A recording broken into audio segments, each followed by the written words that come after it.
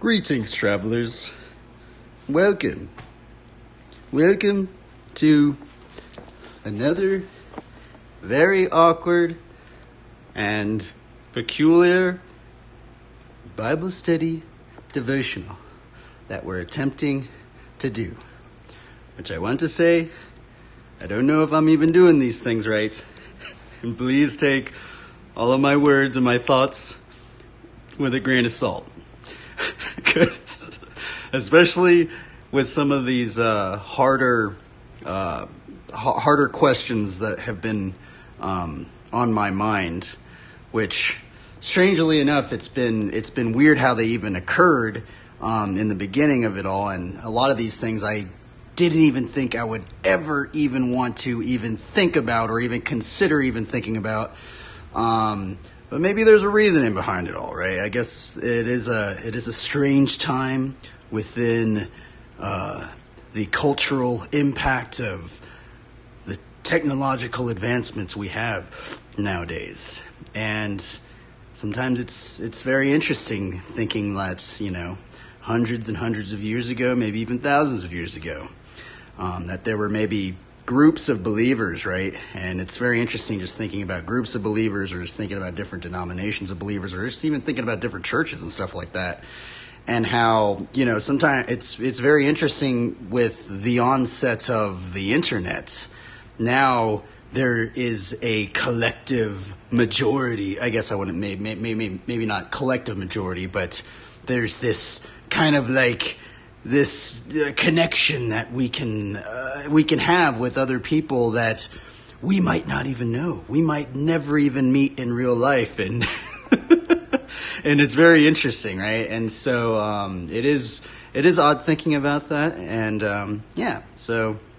but hopefully within it all, I'd like to think we could try to attempt to give God some glory and maybe just keep practicing. And I don't know about you guys, but for me, when I am practicing, I consider these things as practice runs, by the way, because I feel like I get a lot of stuff wrong. And if you guys could call me out on stuff that I do get wrong, it's generally just the art stuff. I feel like the art stuff definitely, I think it's because it's just, when you see a drawing or something, it's much more like, it's kind of a universal language per se. You could someone that doesn't even understand the same language could see something and maybe get a little bit of a strange understanding, right? Which is also kind of weird because the Bible has been written in many different languages. And I actually did once meet this pastor, and he started talking about how he would do these like missionary things out in like Europe and stuff like this, and Africa and all these interesting countries and stuff. And at the time, he would go into some of these places and he didn't even understand the language, but he would meet other believers and they would look at the same verses, and there was like some common ground, even though they didn't even understand each other via language. I find that very, very interesting. And it's so interesting that some of the verses that we are covering, it's very cool to think of all the other believers that have maybe pondered on it, have thought upon it, and maybe even struggled with it. I feel like there are a lot of things that I am kind of starting to struggle with now.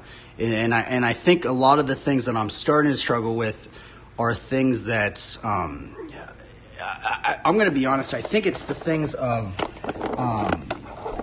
kind of the whole being of worldliness and the impact of the technological advancements of, what we say is worldliness and stuff like this. And it's very interesting because it does seem like different denominations have their own take on what is being worldly, right? It's very interesting, very, very interesting to me thinking about it. I mean, we could even go as far as looking into like the Amish, or like the Mennonites, right? I mean, they consider like living in normal society, like, and using they even think that using some sort of technologies and stuff, a lot of technologies actually, is being worldly, a part of being a part of the world. It's super interesting, right? But also I feel like then it's kind of hard. Sometimes I feel like, what happens if you get so, maybe I wouldn't say exiled, but just so set apart and so just kind of, you want to be away from it all, that then we have trouble becoming fishers of men, or going into the Great Commission, or going to make disciples of all nations, and stuff like this. And I guess my confusion at the moment is especially what I brought up about how the internet is bringing all sorts of minds collectively together, right?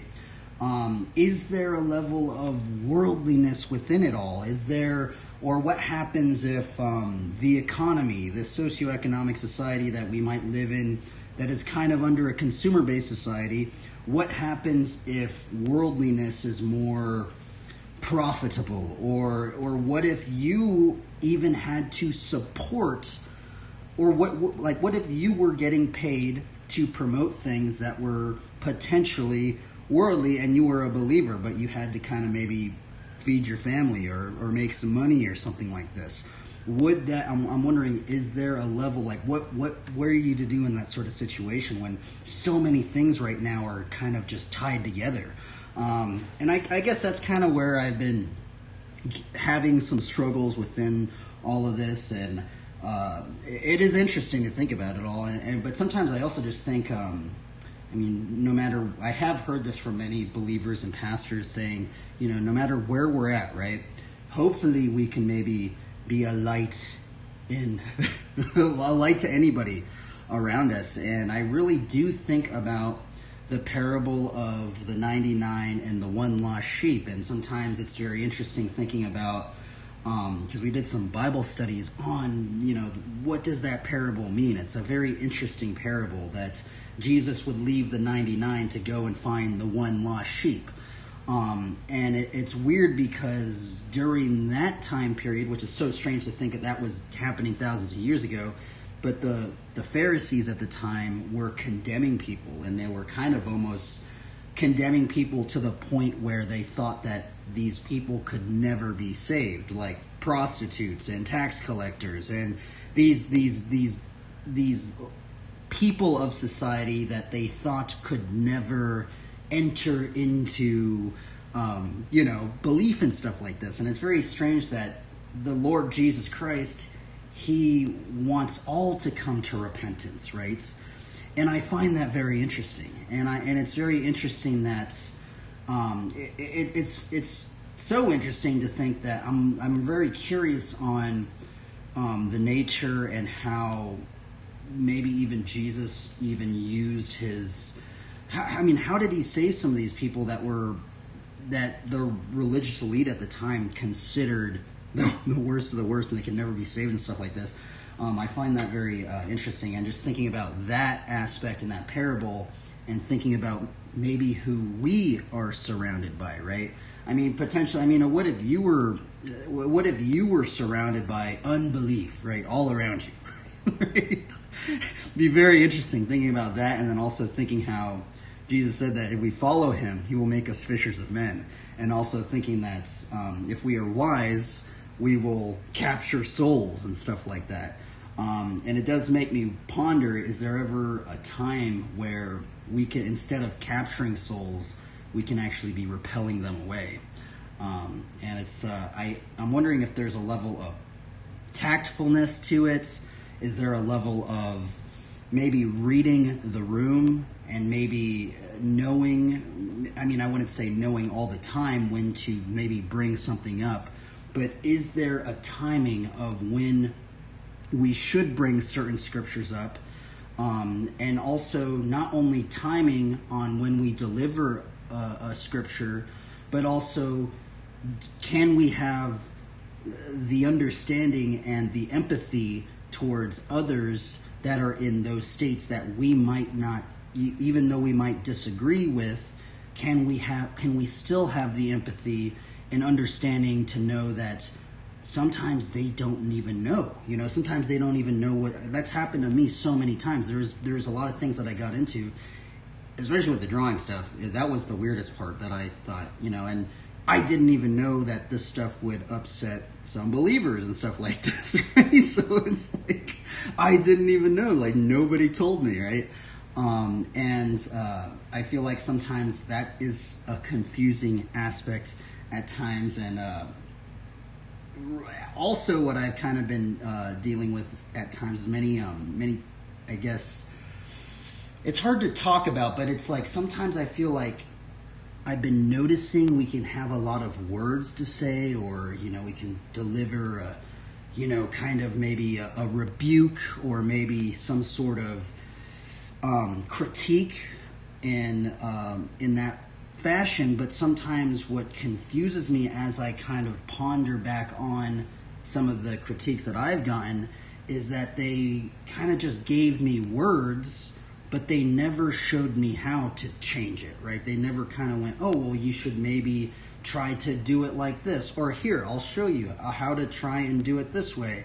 And I kind of felt like I was just on this weird path of like, all right, well, I don't know what I'm just going to just kind of go for something, and then, oh, I got it wrong, my bad. And then it's like, and then sometimes it just kind of feels like I'm just kind of like, just kind of just sending it, and I'm not really knowing what I'm really doing sometimes. I guess not all the time, but I guess, but it is very, very interesting. And it's very interesting thinking how, even some of the believers I hung out with, they didn't even say anything when I was doing stuff either. And it just really makes me ponder on the aspect of how much do we even remember of Scripture, right? It's like, there's so many Scriptures that I don't even remember at a moment's notice. And I'm wondering if does this occur? How much does this occur does this even occur potentially to pastors? Right? Have pastors ever maybe mistakenly, unintentionally messed up, maybe said something wrong, maybe did something wrong, and even though they've studied the Scriptures and a lot of meditating on the Scriptures and stuff, do you think that they still maybe could have forgotten, right? And I guess it makes me think about, can we have the grace and mercy to have the understanding that people make mistakes, right? It's like, and it's a very strange thing, and I've been kind of pondering on all this. And I've also, unfortunately, been meeting more and more people writing questions, and not only writing questions, but I've actually met people in real life that have left the faith altogether, that were once in the faith, that were once Christians, that once even proclaimed themselves to be Christians, and they have left the faith altogether because they felt condemned, and they felt that there was hypocrisy or and stuff like this. And that's a very confusing thing, because we kind of did a little illustration of attempted to, I don't know if I did that one was actually a hard one yesterday, about kind of the parable of the sower, and how the Lord likens the kingdom to people that go and sow seeds out in the field, right? And if we go into the parable of the sower, what's actually very bizarre and kind of strange to think about is that in some of the renditions of the parable of the sower, it's likened as that Satan, the devil, right, is kind of like a person that wants to take the seed away from people's hearts. He does not want the seed of faith to grow within people's hearts, right? And then as I think about that parable, it's actually, strangely, it makes me wonder, have I ever made someone's seed of faith get ripped out of their heart? Instead of maybe trying to promote edification or encouragement, or trying to grow them, or trying to water them.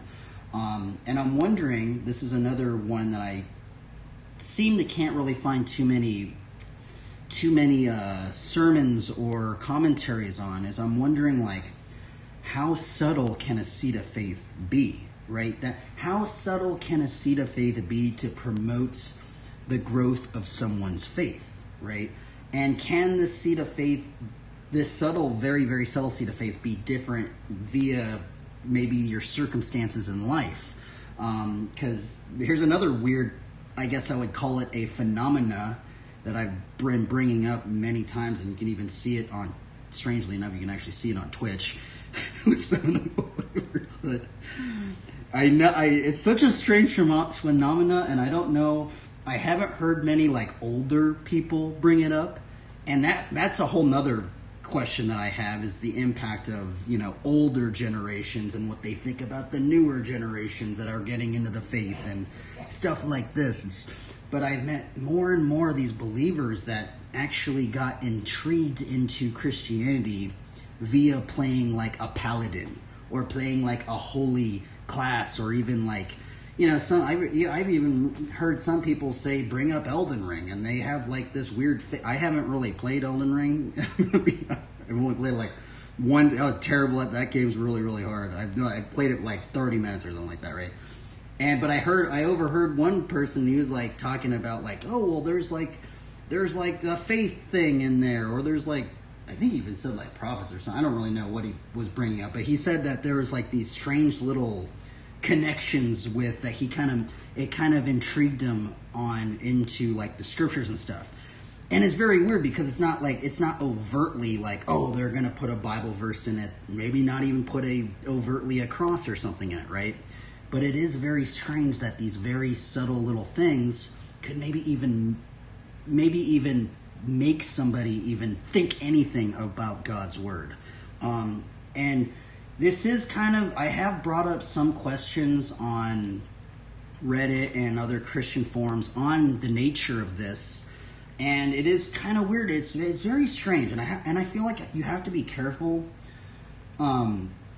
putting questions out, because now I'm starting to see that it is very confusing when you have believers. Well, they say that they're believers, but then they're telling you many, many different things, right? Because I've asked, oh well, what do you guys think about like planting subtle seeds of faith if you were maybe, you know, in maybe a position where if you were overtly promoting your faith, that maybe there would be some backlash. Maybe you're running a company or you're running a business, and even though you love God and you want to seek the kingdom and you want to give him glory, it's not like every company is going out and putting a Bible verse like In-N-Out. And I shout out to In-N-Out because they've done that. Strangely, I mean, they're very bold on doing that, right? And somehow they're still in business.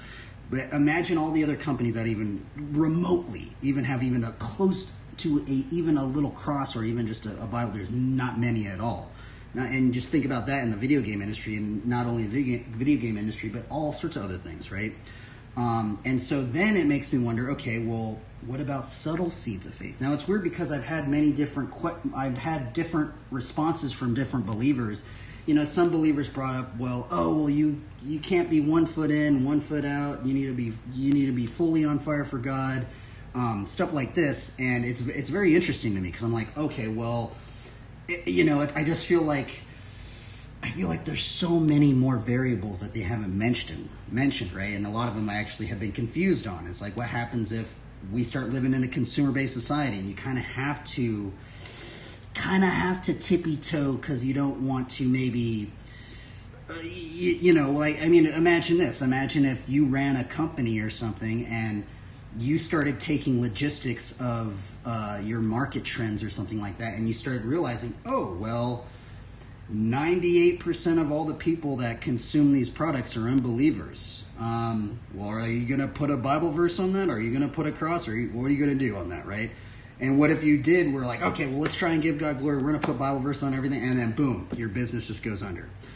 I'm wondering, are there any sermons on any of this stuff, right? Because I've been trying to find sermons on this stuff, but I can't seem to, I don't know if I'm either not wording it correctly or I'm not, I don't know if maybe I'm not asking the right questions, but it is very, very interesting, right? But also I do understand now kind of the logistics of like trends and stuff like this and just in analytics.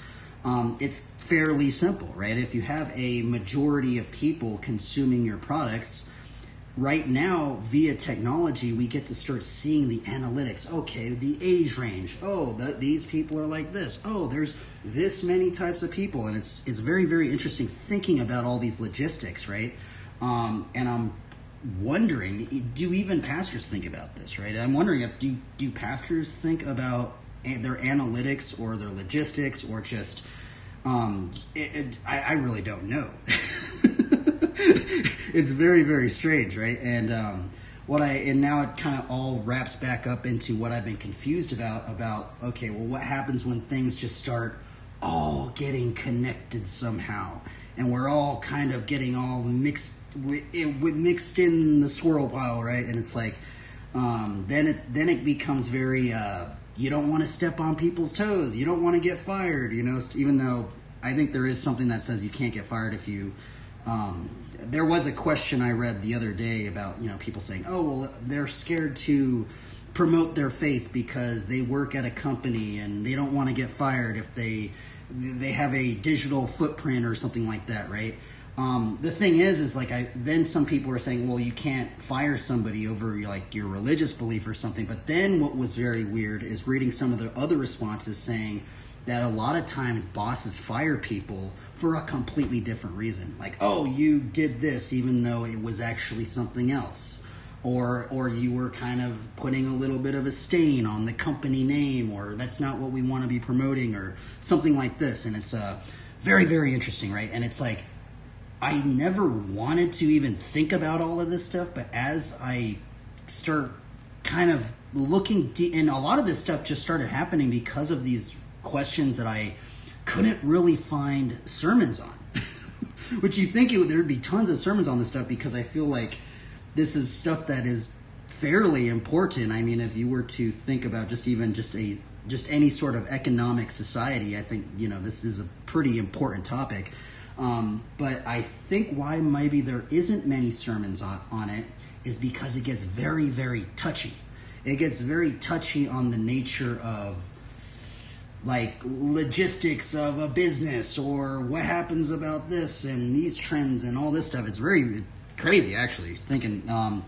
But I'd like to even think, no matter all of this confusion that I have just brought up, which I apologize if I am offending anybody or I'm confusing anybody, because a lot of this stuff has confused me, and I probably just sound like a crazy person. But the thing is I have tried to look up sermons on stuff like this, but for some reason it's like very kind of, and I maybe the other reason why there's not many sermons on it is because maybe it might just be their audience. I'm wondering, do pastors ever do they ever craft like their sermon via their own analytics of their audience or something? So is there some sort of relatability on their audience? I mean, imagine if we were to go into a church and it was all just 80, 70-year-olds, right?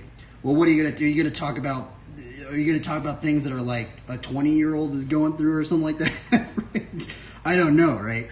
And it's very strange thinking about all this stuff, and quite frankly, it is very fascinating to me because of this technological stuff that we're going through, man. It's very it's odd. It's very, very odd, and but through it all, I'd like to think about ways, even if you are confused, like I've been confused on a lot of stuff, how can we still glorify God even maybe in the midst of all of this stuff? And I think one that really sticks out to me is I think it's John 13:35. And Commander Jellylegs, what's up, bro? My bad, dude. I haven't even been looking at the chat. The past couple days, nobody's really been saying much, so I haven't really been looking at the chat. Let's see here. I think it was John 13:35. I might be wrong on that. John 13:35. By this all men know that ye are my disciples, if ye have love one to another. I feel like that is such an important verse, right? It's weird because of this verse, and if you read many of the other translations, it says all men. It's not just the KJV that says that. Like, basically, I think every single translation says all men shall know you are what? My disciples by what? Your love for one another, right? And it's like, it's very crazy, right? And then just even thinking about all of the crazy stuff that I just brought up, even in the midst of all this confusion that can happen, can we still show love to people around us, right? Which I think is a very big one, right? And can we not only just show love to people that are around us, can we even show love to people that we might be opposed against, or people that we don't agree with, or people that we don't even like, right? Or maybe even would consider an enemy, right? And that was the big ringer for me that really started making me totally trip out. Coincidentally, that was the very critiques that I got when I started drawing some of these gnarly knights, which I used to do. And I used to draw these knights fighting demons and stuff like this, right? But the big crazy, I never knew how grand a scope just loving our enemies, even loving your neighbor as yourself, really was when I was younger.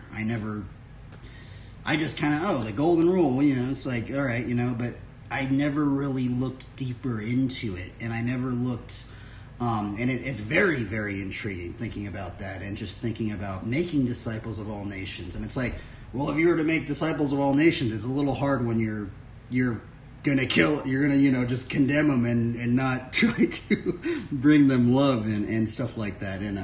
And I'm glad people kind of called me out a bit, but then also from believers kind of calling me out a bit, which I never really thought about. It started making me think about all these other interesting aspects of our society at the moment, and I guess consumerism and markets and stuff like this. And what happens if I have to promote some of the stuff that you guys are saying that is, I shouldn't be doing it that way, but what do I do in that scenario, right?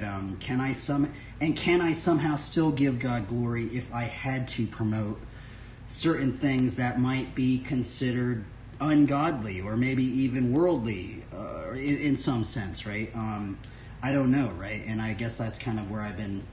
I feel like there's a lot of believers that have potentially thought about this, because especially with the scope of corporations and just how vast some of these corporations have become.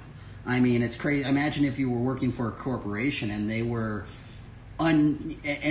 actually funding some very things that were totally ungodly. Like, I won't bring up something, but just some, and it would be very, very interesting to think about that. But what if you had no say on the matter because you were not maybe the one running the company, or you had you were not in a higher up position to even change anything about it, and you were actually more at the position where you don't even want to say anything about it because you don't want to lose your job because you're trying to feed your family. What do you do in that situation? Are you unintentionally helping to promote things that are, that brings in the whole monkey wrench into the whole thing. It's crazy, right?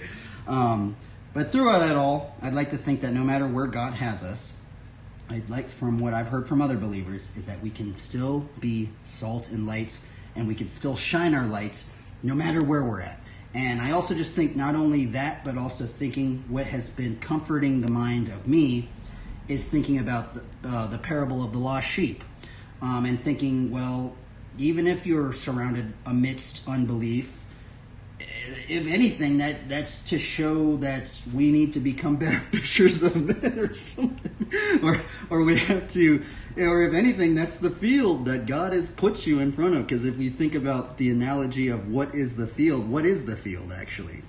Well, if we think about the parable of the sower, the field is actually people's hearts, and it's like, can we have I would even say speechcraft ability, maybe charisma, maybe even persuasion, maybe even tactfulness, to know when to plant that seed of faith, to how to water that seed of faith, how, instead of maybe ripping seeds of faith out of people's hearts. That is a very, very challenging question, because why that's a challenging question is because we all go through different variables in our own life, right?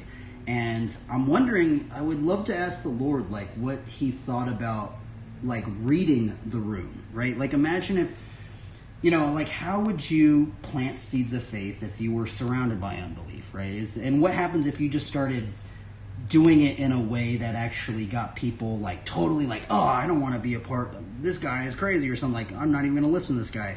What if everybody just started just running away from you, right?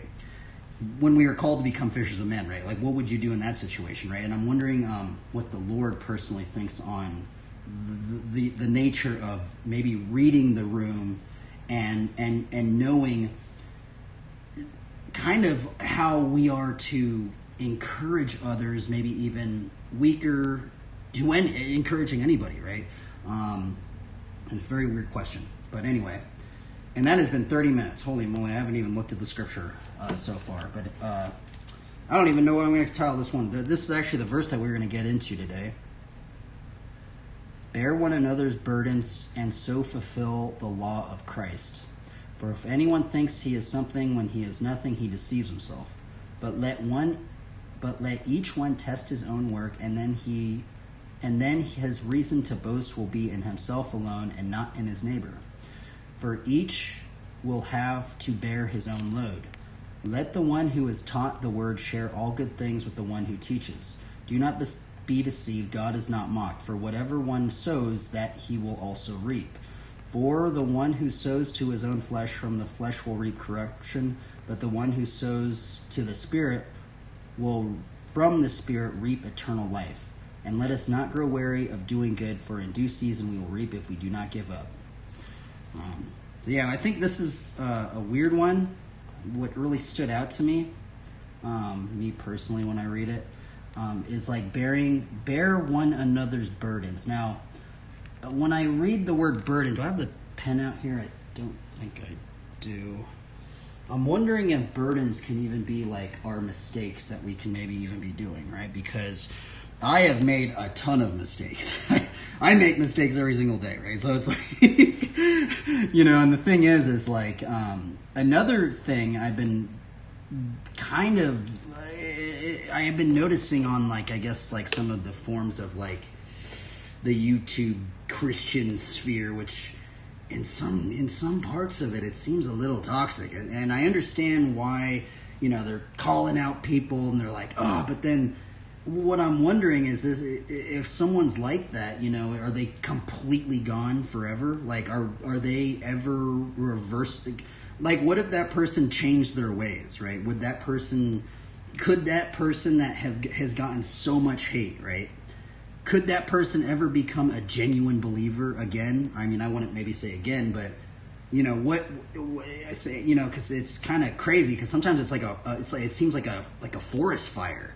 It's like, bro, it's like one person says, and it's like, and then all these people just start making content from it, right? And then it's just like, boom, that dude's just like gone with, that dude is just like, unfortunately, right?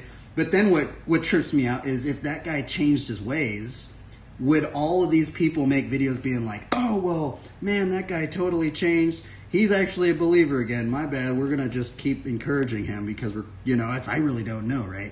But it is kind of scary to see that, but it also is kind of, and it's important to like bring things up like that. But sometimes I'm just wondering, like, is there ever some irreversible thing that might happen to that person's life? I mean, what happens if that person what if that person did have a seed of faith and he was trying, but he didn't even understand the scriptures? Maybe he didn't memorize the scriptures and he just got stuff wrong, right? And but what if he was actually a believer and then all this stuff happened and he didn't even want to believe anymore, right? Would that have been ripping someone's faith? I really don't know, right? And I'm wondering, like, at the level of, it is strange to think about stuff like that. And I don't know, could someone that has totally maybe done something wrong, could they still be forgiven? And still, I think they would. I don't know, but because sometimes it just feels like there's just so much just wildfire that it's just basically, you kind of just think, why would, I don't even know. But let's just read a commentary on this. Bear one another's burdens and so fulfill the law of Christ. The other thing is, how do you even know someone's burdens? When I read this verse right here, right? Like, how could you even bear somebody's burdens if you don't even know what that person's burdens is? Right? I don't know, but that's why we're going to read a commentary on this. So let's read a commentary on it, and let's try and learn something from this. So we're going to put in, Galatians 6:2. Galatians 6:2 commentary. Okay, let's see here. The other thing is, I don't even know if I'm doing any of this stuff right, so I'm kind of wondering, like, how crazy would it be? It's so weird thinking about 1 Corinthians 12 on the many members of the body of Christ, and then thinking about that within many, many different denominations. That's another thing that's been kind of confusing me. But who knows? I'm wondering if the internet's kind of coalescing maybe some of the minds of believers. At the moment, I don't know what denomination. I have friends of so many different denominations that I don't even know. I'm going to be flat out honest. I don't know what denomination. I'm at the point where I'm just trying to learn God's word. I mean, I struggle with all this stuff in God's word. I feel like I'm not even ready to even, I don't know. That's, I guess, where I'm at the moment. But I do have friends of many different denominations, so, and I just kind of try and think. It's just weird also, because I think another thing that's been kind of tripping me out too is like the age range of certain denominations, because I have been like invited to certain denominations, but then I like kind of see it, and then there's like only like a couple people my age, and I'm just like, is that all the people I'm gonna hang out with? Like, it's like, it's like, and I'm wondering actually if this is a greater phenomena outside of Christianity, where they like, people want to get in the faith, and then they're just like, wait a minute, I don't relate with any of these people, and it's just like they totally just don't even want to do anything, because maybe we've all been raised in maybe not all, but most of us have been raised in a public schooling atmosphere.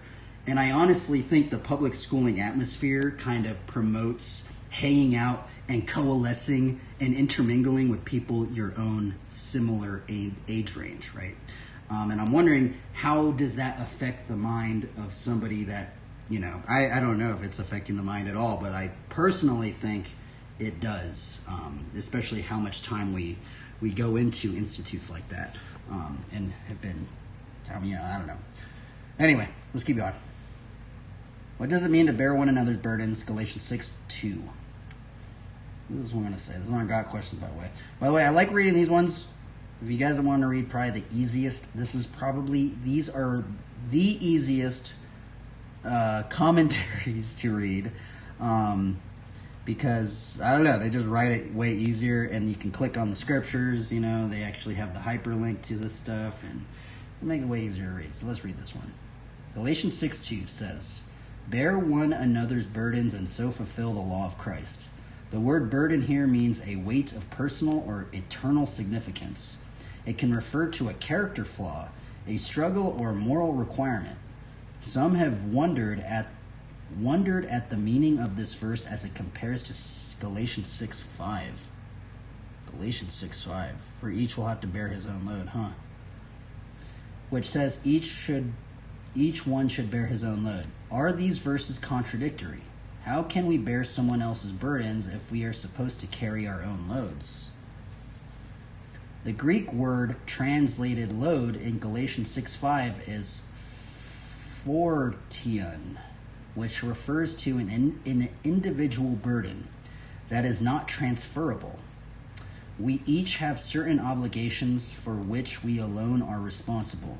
For example, God has given us responsibilities for our families. 1 Timothy 5:8, our churches. 1 Corinthians 12:18, and our personal holiness. 1 Peter 1:15 through 16. We cannot assume the responsibility for someone else's behavior. We can, however, bear other burdens. We can come alongside a struggling brother or sister and help shoulder the weight of a trial or temptation that threatens to pull him under. Interesting. We can illustrate the idea of bearing one another's burdens with the picture of a man staggering beneath a heavy load of grain. We must somehow get this grain home to his family, but he is about to crumble beneath its weight. A brother sees his distress and rushes to his aid, lifting a part of the burden and thereby easing the weight of it. Although the supportive one does not assume the whole load, His help allows the struggling one to carry on to his destination. The Church of Antioch is an example of believers bearing one another's burdens. Acts 11:27-30 records that the church learned of the coming famine of Judea, though they did not personally know the ones who would be affected by this difficulty. They took up collections to send them by the way of traveling apostles. The Antioch church did not assume responsibility for total provision, but their generosity lightened the load for those who would be suffering. This is a gnarly commentary for one verse, huh? We are each responsible before God for the gifts and resources he has entrusted to us. Romans 14:12 and 2 Corinthians 5:10. We cannot blame others, shift responsibility, or make excuses about why we were unfaithful with the assignments we were been given. We must bear our own loads, but there are also times when life threatens to overwhelm, a spouse dies, a child is injured, a job folds, or a house burns down. As part of the family of God, we are to come to the aid of our brothers and sisters in need. Philippians 2:3-4. When a load, it's kind of weird. I know they're not going to bring it up, but even that right there kind of confuses me within like denominational boundaries too, because it is kind of strange. I don't know if it's just maybe some of the churches that I've been in, but I have been in many churches that they say like they're struggling. We can't, there's the attendance is going down and all this, and it's like, man, it's like crazy. And then you just look around, there's like 12 other churches in the same vicinity, right? And you're just like, man, like, what are we supposed to think about this verse and thinking about, what if one church is struggling and all the other churches just ignoring it or something like that, right? I mean, that'd be kind of weird, right? I don't know, right? But anyway, let's keep going. When a load suddenly becomes too heavy for one person, we are to bear one another's burdens. The added strength and encouragement of others is often the difference between pressing on and giving up. Unfortunately, there are few who isolate. Galatians 6:2, and make a career out of asking for help. They misuse God's command to bear one another's burdens to avoid their own responsibilities and habitually harass their church families and expectations of aid. Walking in the light of God's word is a delicate balance between selfless giving and responsible boundaries. If we err too far on one side, we become too self-focused and overly independent. But erring too far the other way leads to assuming responsibilities for other people's messes. When we aim to bear our own loads while being available to bear the burdens of others as the Lord leads, we will strike that perfect balance. That was a gnarly Bible study. I don't think I've ever read this commentary before. It's kind of weird because this last part right here kind of like makes me actually think about what's been kind of happening within the confusion of my own mind about some of this stuff, like the whole, what happens if the consumer market just wants this, and how do you even, what if you're in a position where you have to promote things that are worldly or ungodly or something like that? Or what if you had to work for a corporation that was maybe supporting certain things? I don't really know, right? But I guess if anything, I guess we should try and just be lights within wherever we're at, even if it is confusing. Very interesting commentary. I don't know if you guys have any thoughts on this one. Bear one another's burdens and so fulfill the law of Christ. I'm going to type that one in there. Galatians 6:2. Did I write that wrong? I guess I did. That's weird. I didn't write it wrong. Didn't come up. Let's see. Let me write it again. Galatians 6:2.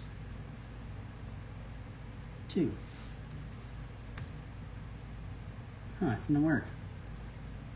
That's weird. I wonder if my chapter verse is even working. Did I write it right? G-A-L. Galatians. Huh. I thought I wrote right. I didn't. Okie dokie. Let's see here. Bearing one another's burdens. Let me see if we can find any other verses that kind of make us think about that. Bear one another's burdens. Bible verses. Bible verses. Okay, let's see here if we can find any other verses on this.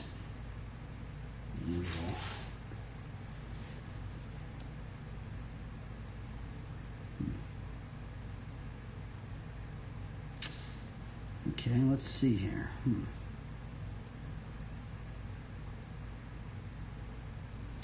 bringing up Hebrews 10, 24 through 25. Let's see if this one works up in here. Hebrews 10, 24 through 25. Oh, the chapter verse thing is, I maybe went down or something like that. Bringing up this verse. Hebrews 10, 24 through 25.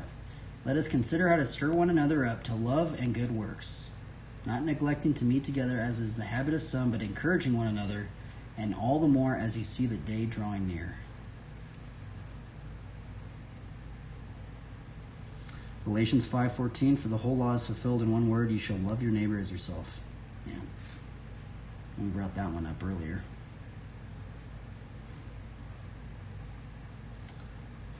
Philippians 2:4. Let each of you look not only to his own interests, but also to the interests of others.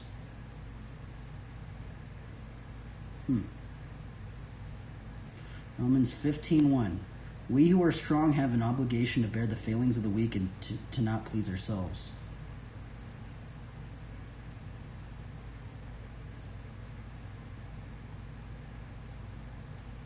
Oh, this is actually a very interesting one. 1 Thessalonians 5:14, and we urge you, brothers, admonish the idle, encourage the faint-hearted, help the weak, be patient with them all. Man, that's a really good verse right there. Ephesians 4:2, with all humility and gentleness, with patience, bearing with one another in love.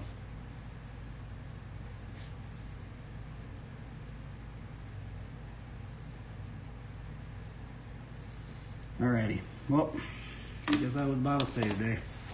Let's try to bear one another's burdens. Now, I think the thing is that commentary really didn't go into how do we know other people's burdens. I'm going to look that up right now. What is that? How do you even know somebody else's burdens? How do you know someone's burdens? Galatians 6:2. They didn't bring that up, did they?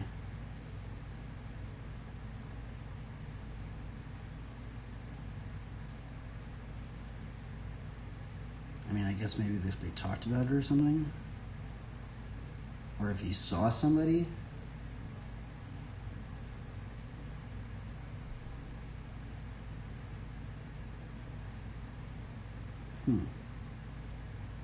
I mean, yeah, that's a very interesting thing. It's like, how would you even know how to help someone else's burdens if you don't know what their burdens are?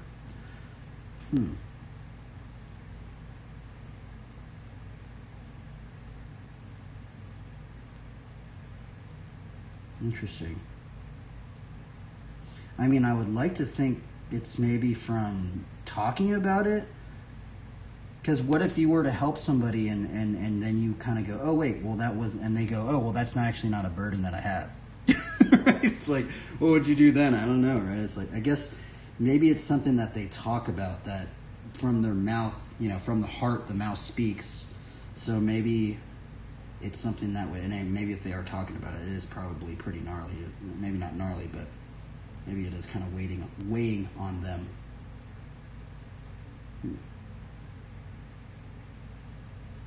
But I guess it's something to be aware of. Interesting.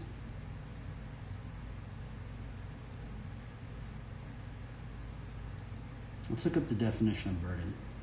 Burden Bible definition.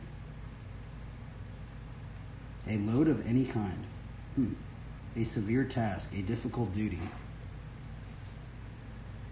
Burden, Bible definition. A load of any kind, Exodus 23:5. A severe task, a difficult duty requiring effort. Burden, meaning. The word so rendered in the Old Testament is derived from a root word which means to lift or carry.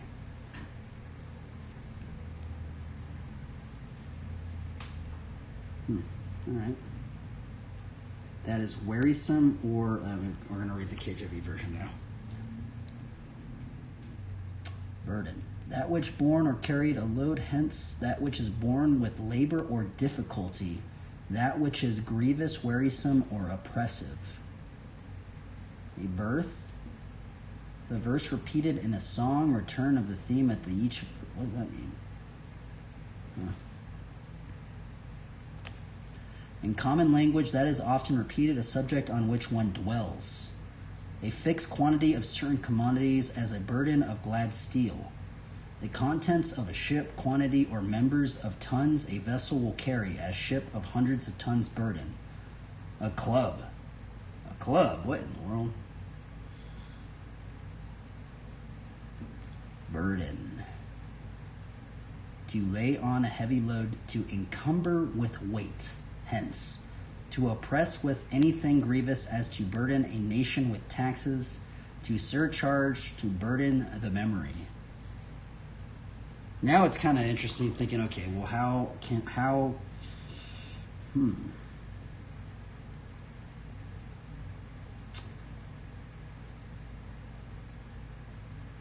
denote afflictions.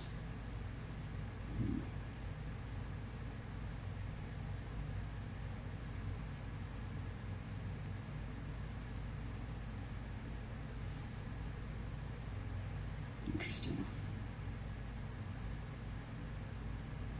I mean, I guess a good way to maybe another way would be to show people how to do it if they're struggling with it, right?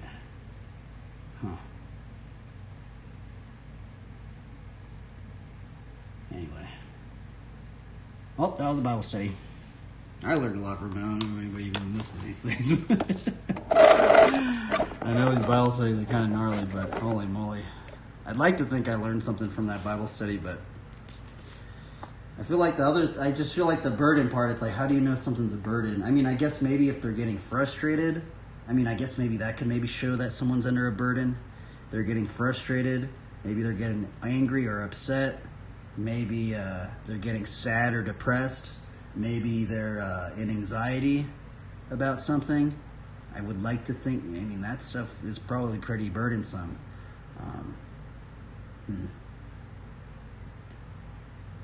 Interesting. All right, well, let's do a card draw. Let's do a card draw.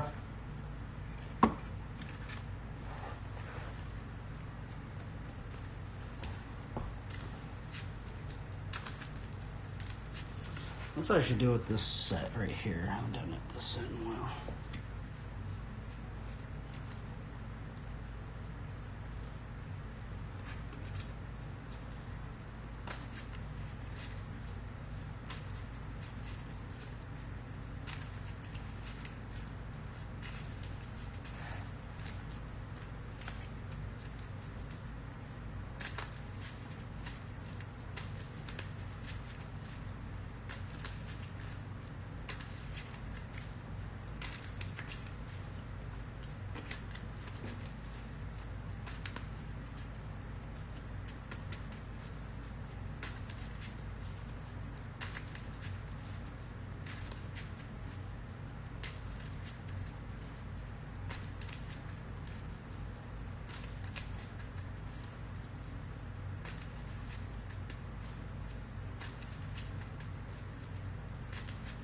Shuffle. Shuffle. I think it's pretty shuffled now.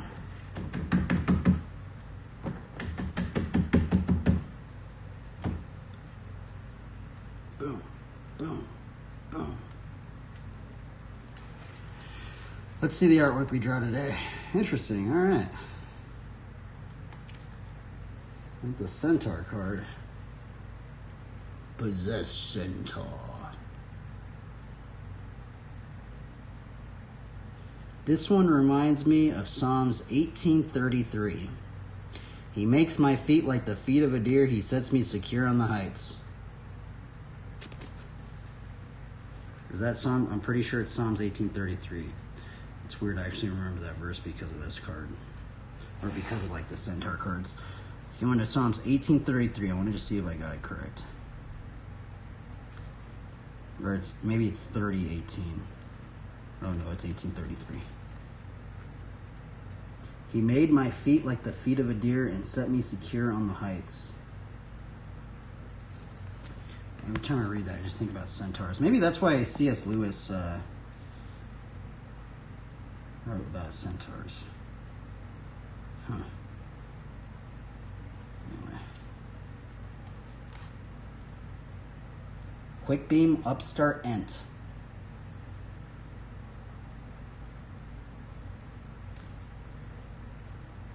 Number 3. Ooh, hollowed ground. Cool.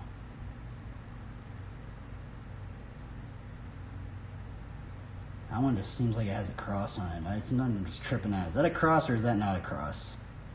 I feel like that is legitimately a cross on that one, but I don't know, maybe it's not. It looks like a cross. Dude, that straight up looks like a cross right there. I don't know, what do you guys think? Is that a cross or is that not a cross?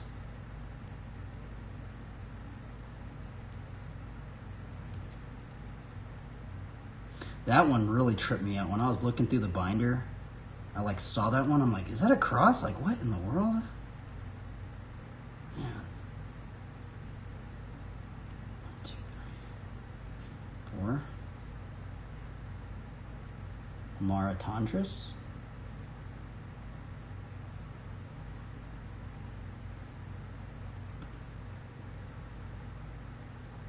5.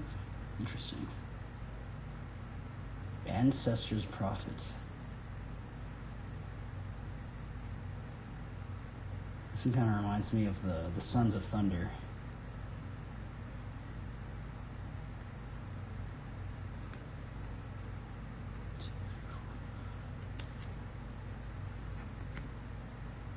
Healing solved. Weird.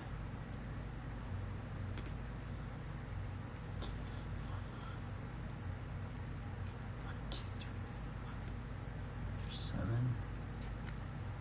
Field of Souls.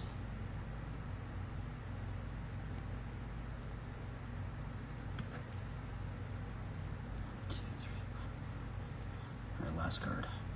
Congregate. Weird.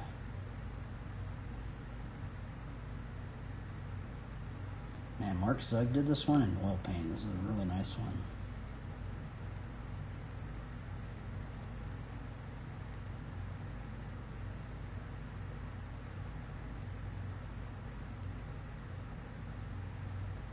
Gnarly oil painting, man. Very clear to read.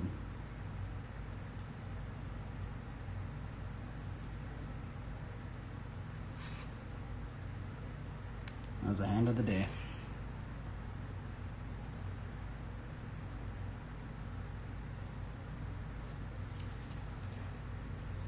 Oh, let's ride a bike.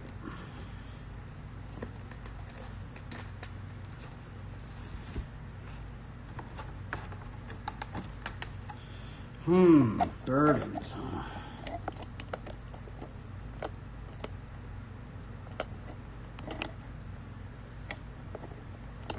It'd be interesting to think about burdens. What does everybody think a burden is for everybody?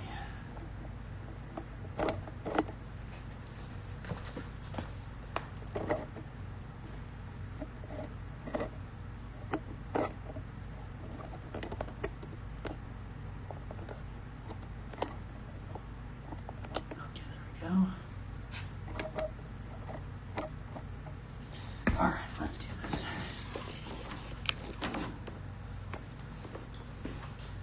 The 10th of the Bible study. I don't know if I did anything tried. Make an attempt to. It's not really that, it's challenging, but it's not physically taxing.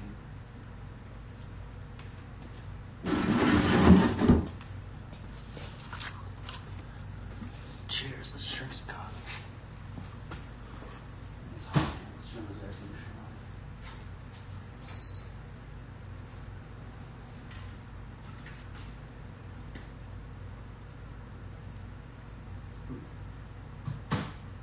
on. Let's open up this thing up in here.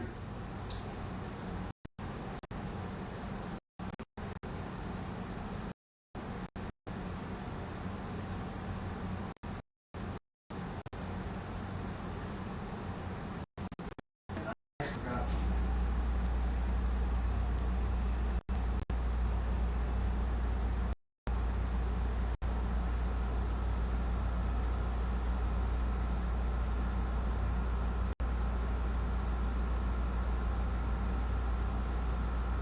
We are going to make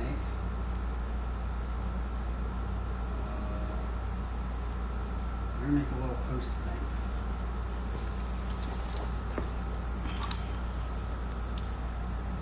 We're going to do it like this. I'm going to open this up. I should have actually done it earlier. Now I picked this up from, there's this believer, his name's XXX Tops here. He streams on Twitch. And he started doing these things. He would actually do it right in the beginning of his stream. I always forget to do it. So what I'm going to do is we're going to do this little drawing that we did yesterday. We took a picture of it. And we're just going to put in like drawing from yesterday, or last night, or yesterday. Inspired by planting seeds. Planting seeds of God's Word. Matthew 13:24. And then I'm going to put a link. I'm going to put, I'm live right now if anyone wants to share scriptures or ask questions. Then what we're going to do is we're going to take a link right now from this stream that's going on right now. We're going to copy and paste this thing right here and go back to this one up in here.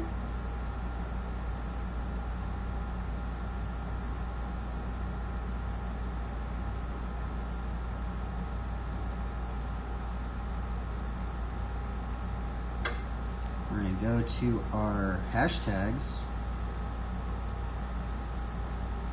We're going to go, we have a hashtag thing. And we're going to, oh, let's just shoot the Bibleverse one actually. Boom.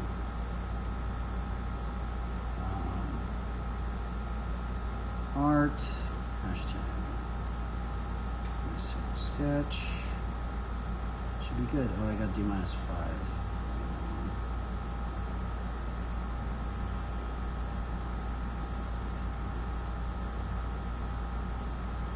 Okay, so he made this little post right here, and if any of you guys want to do it as well, you guys can. What's really sped it up is having the hashtag thing right here, but then you can put the link to your Twitch account right there, so if anybody clicks on it, and you don't have to put the picture in there, you know, it's just what I'm starting to do a little bit, you know, and who knows, maybe you can fish for a soul, or maybe even plant a seed of faith somewhere, I don't know, right? But at least we could try. And I got this from another believer because I saw him doing it. So this is actually the post right here. And also what you guys can do is you guys could do that very same thing with Bible verses. See how I did it with this one right here? So you can just copy and paste a Bible verse and then just put a hashtag on the bottom of it. It's very simple to do. But the hashtags is what makes it easier. And the other thing, I haven't really been doing it too much, but see the hashtags, I have all of these different hashtags, like a whole bunch of them, right, for different things. And so if you guys can might help you guys out having something like that. But also what you can do is you can look up, which I haven't really been doing, which I probably should start doing, because if we're called to become fishers of men and capture souls, I guess, of many people, thinking you can also go to trending hashtags on the certain platforms or whatever one you're doing, and then you can put that one in there. And you never know. Maybe you will reach a soul. Some random soul out there.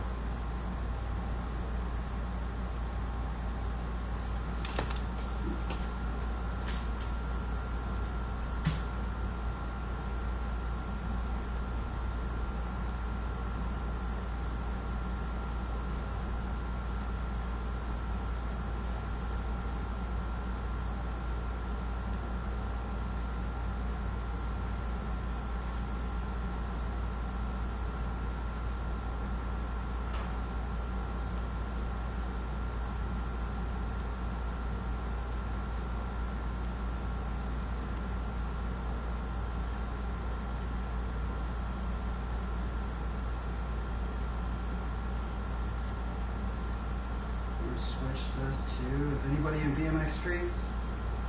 Nobody is in BMX streets. Alright, what about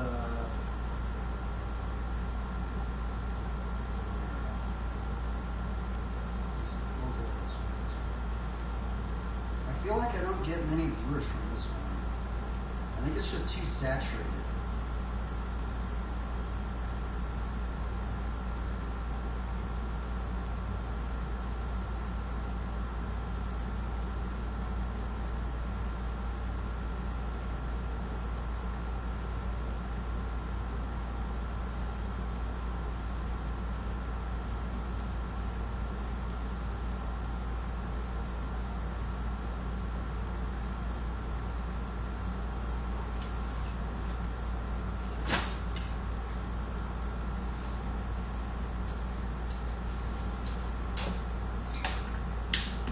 There's one button I could just press it in, just starts does all this other stuff.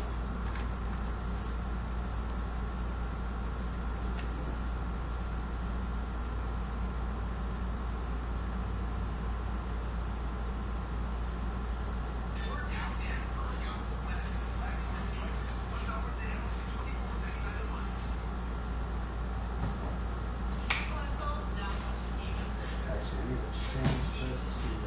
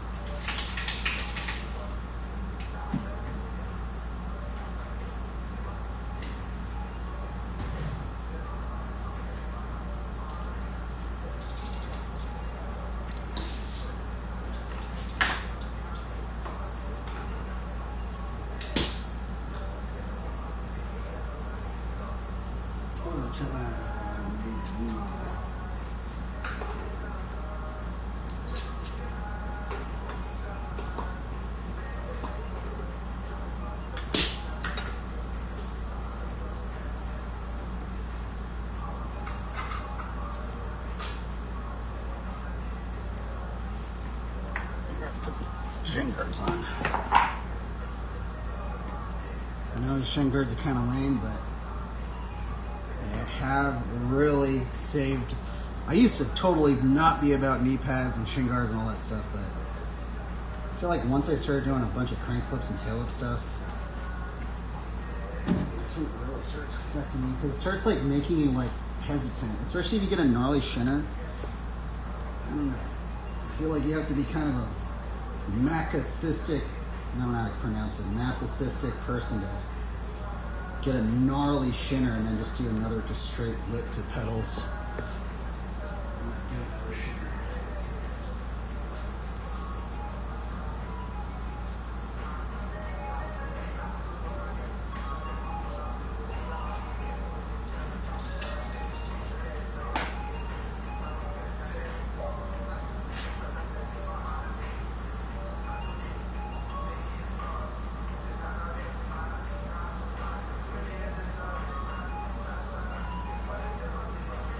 like I gotta lift the camera up high. Maybe this little cross, can't really see the little cross.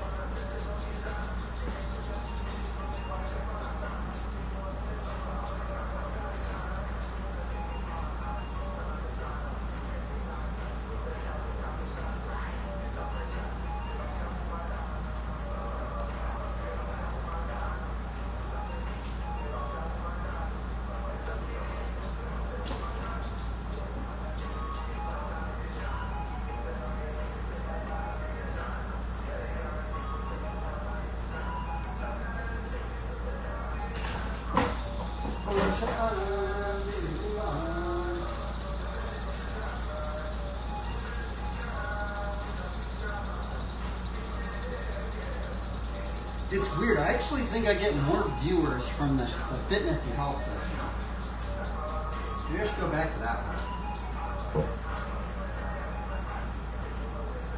There's too many people in the IRL one. Yeah. The fitness and health one, there's like barely anybody in there.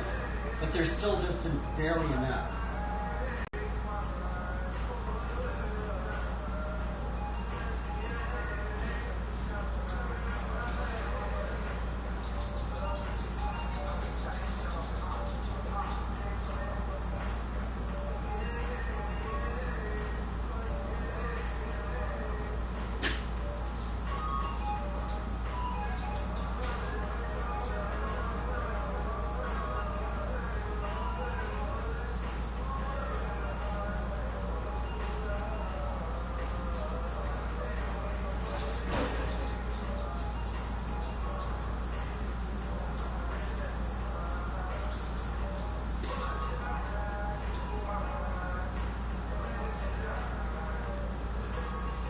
I remember Luke told me to learn the hang 10 seat grab. True hard.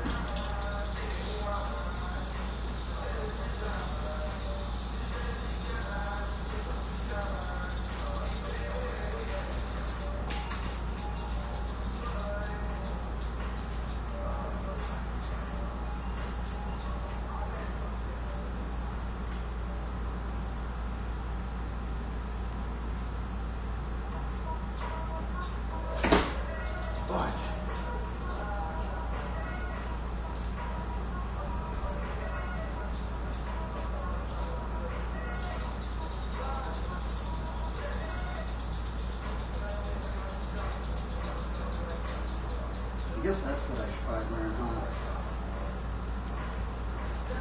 That's the half hiker.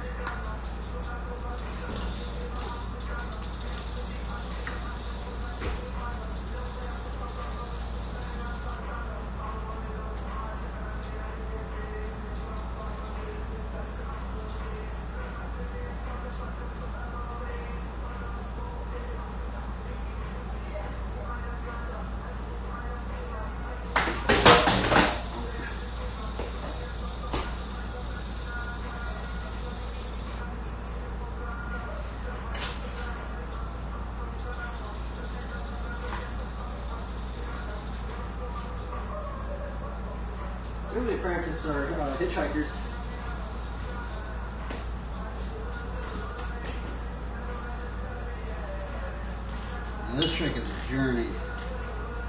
impress anybody that was learning the hitchhiker. That trick is it's a long trick. I feel like the hitchhiker's been taking me longer than like a lot of other tricks because I learned like 2 tricks before it. 2 or 3 tricks before it.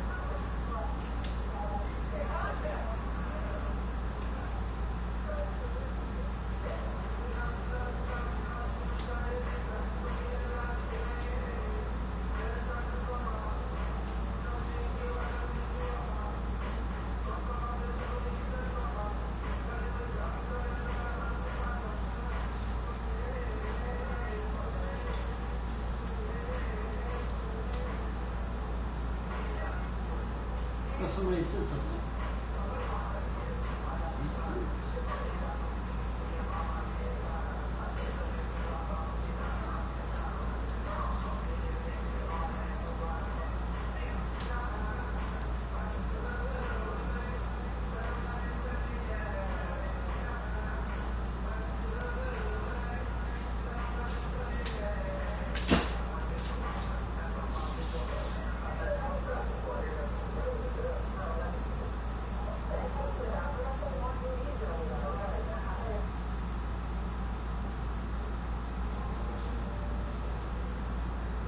was always right, getting ex-wives from encouraging stuff. But that's when I really started learning stuff. It was when that movie where they sing like commercials and stuff. Doing tricks and advice and stuff. Started to me that way. And I met Jeff Carter on the court and started writing that. Both of them all ones. And that's when I really started learning stuff. And now people that are better than I was. Maybe I should land it in a different method. Right. We should land it. I'm not sure.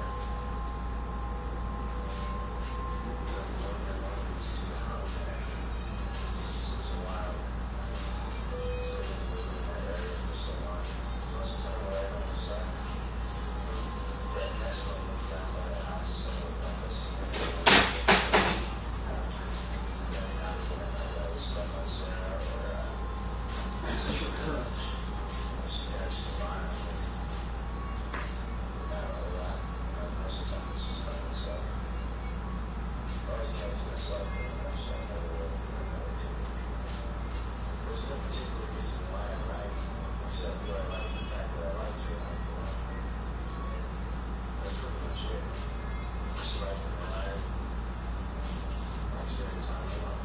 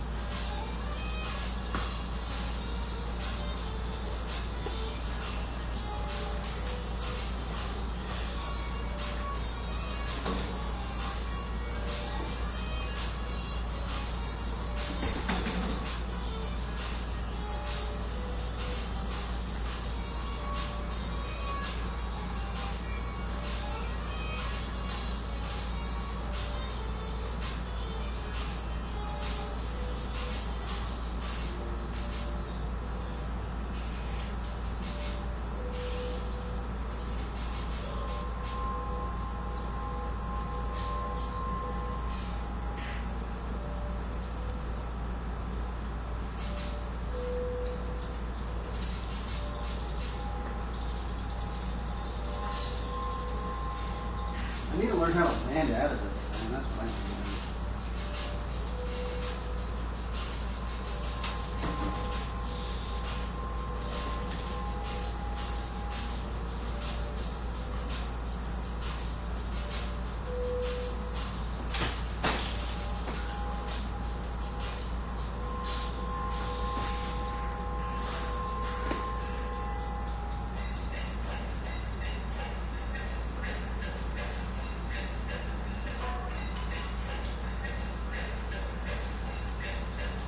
I'm gonna put some tape up on here so you see what I'm doing.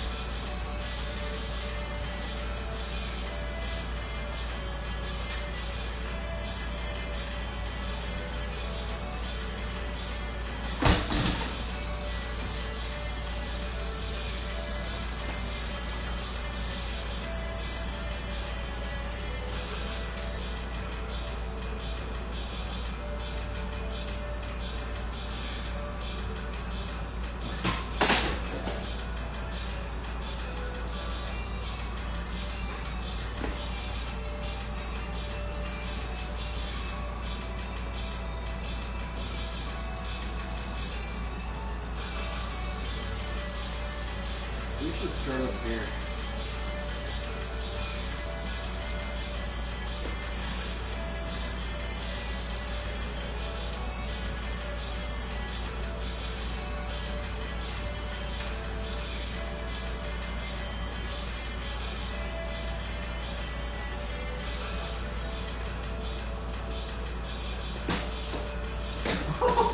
That was crazy.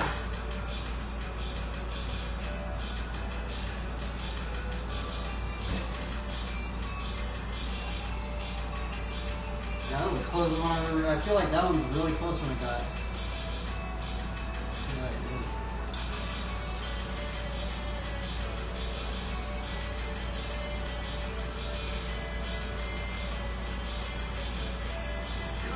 Dude, that's gnarly.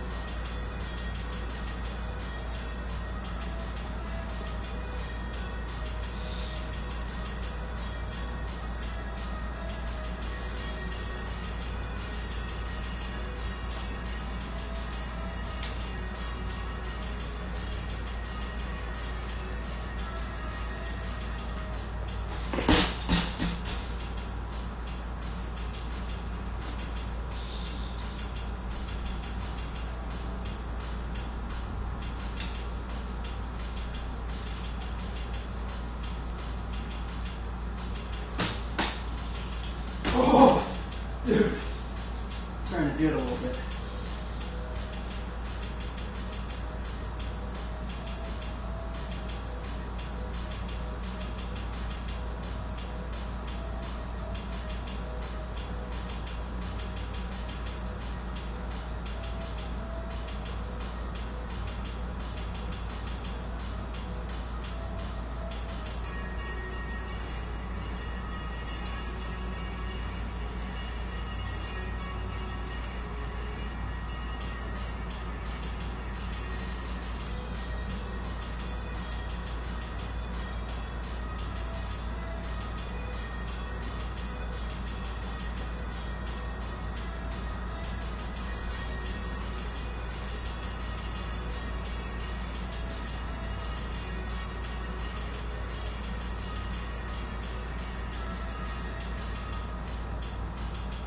Let's try to get this trick a little bit better.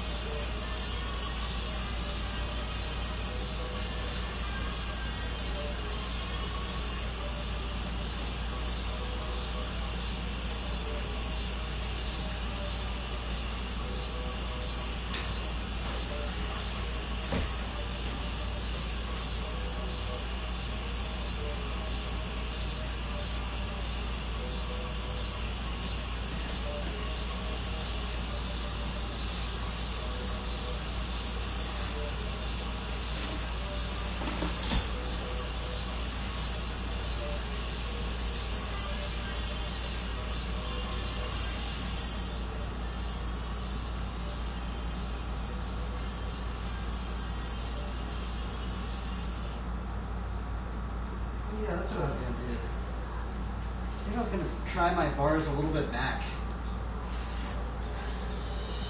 was seeing like having a shorter stem.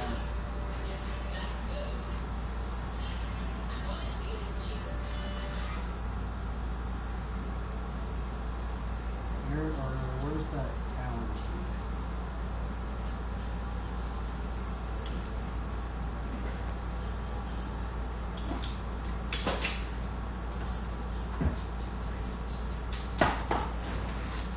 I'm wondering what that would do.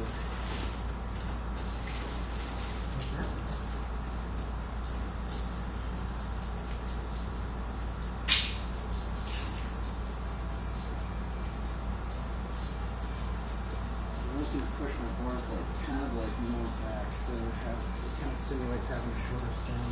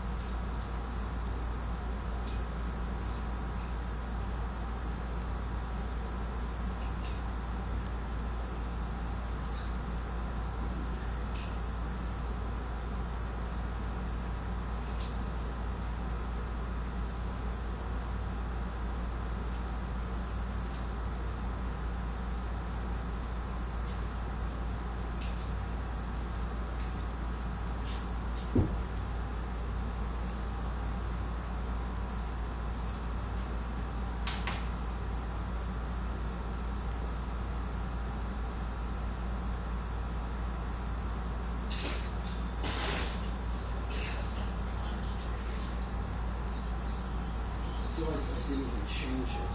Oh no, I changed it for sure. It's definitely not back now. So this should simulate a shorter stem.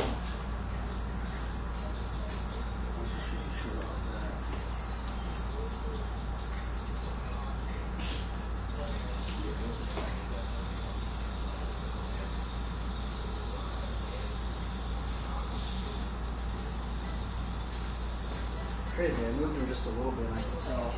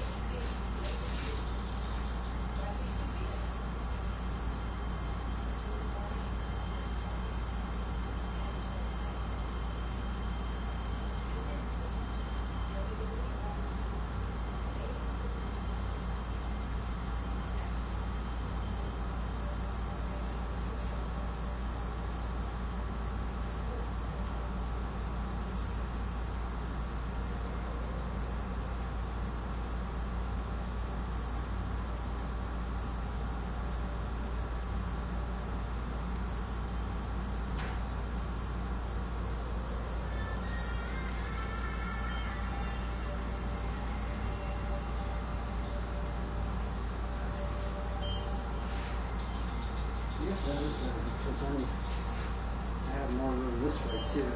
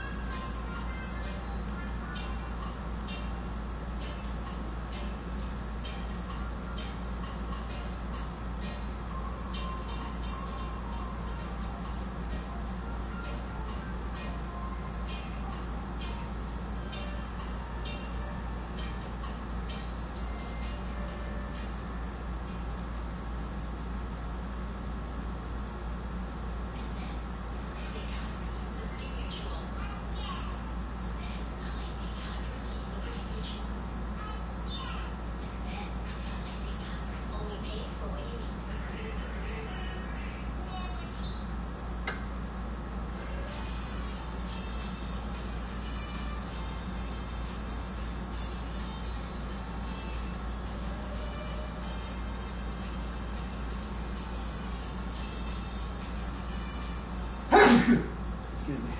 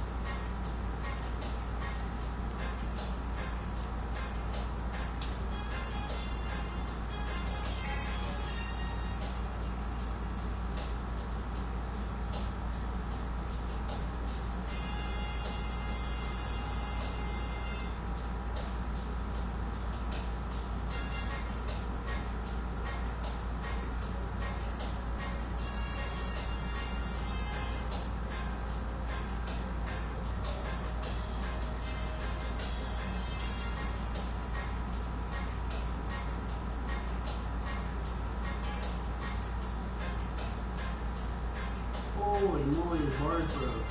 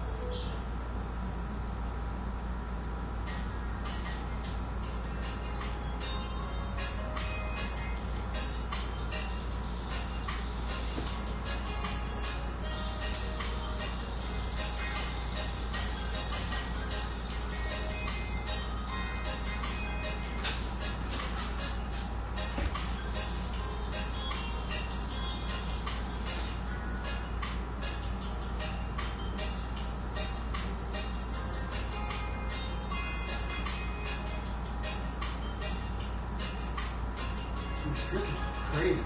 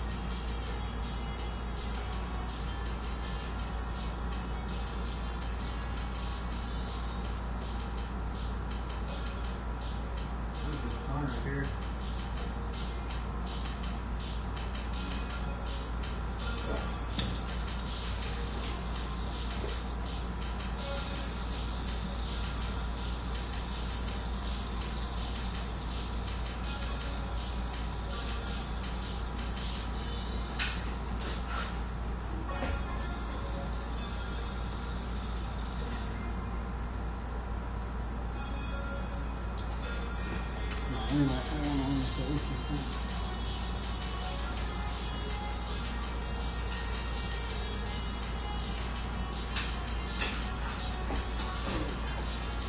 Pretty hard.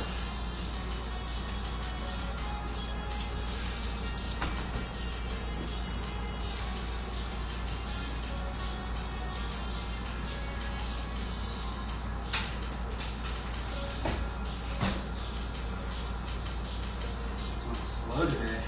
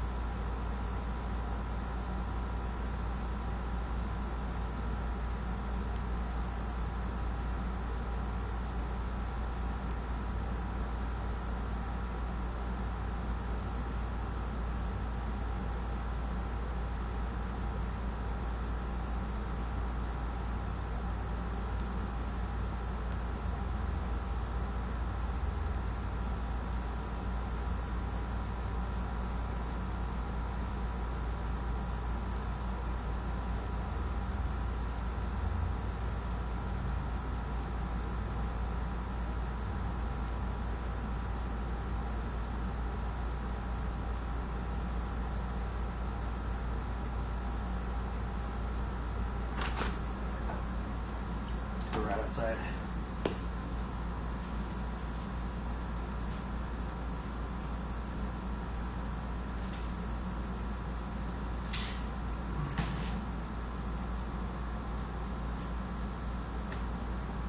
Yeah, for some reason stuff lags on me. Maybe I need to set it to like the lowest setting.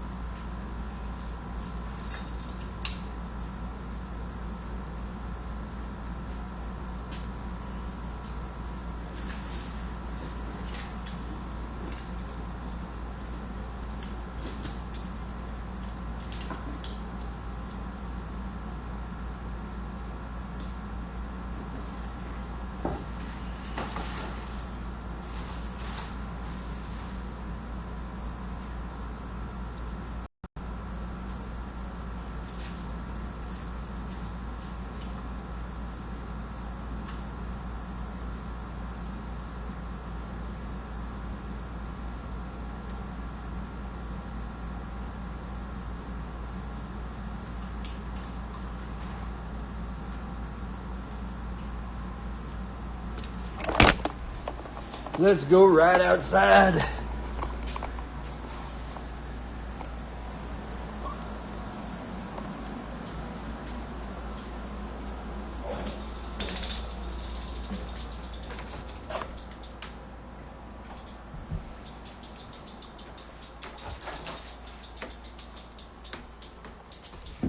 You.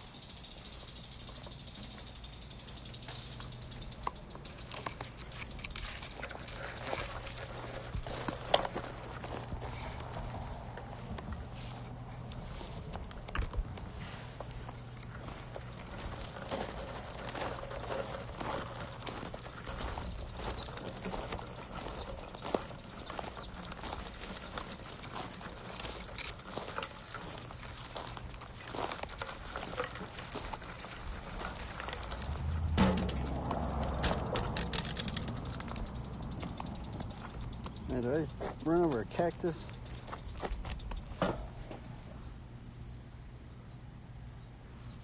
Oh, where should I?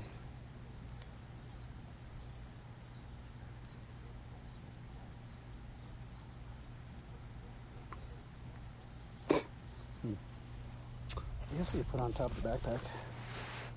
Might be better.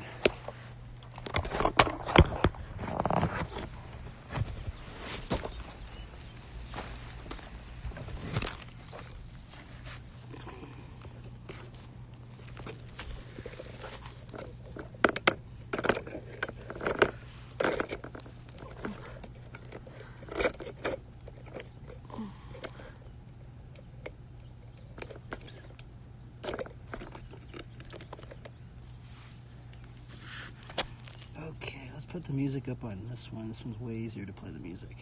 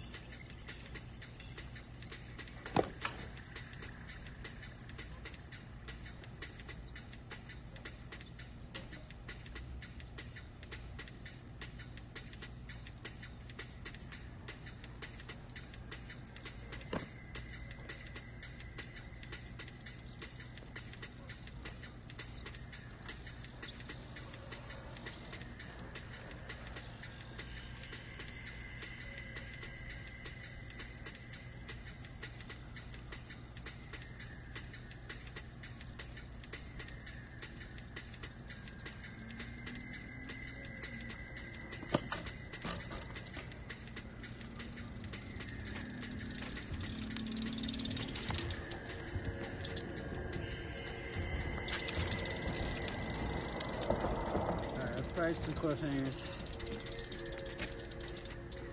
Arch nemesis trick of me. If any of you guys have any tips for this trick, please let me know what I can do.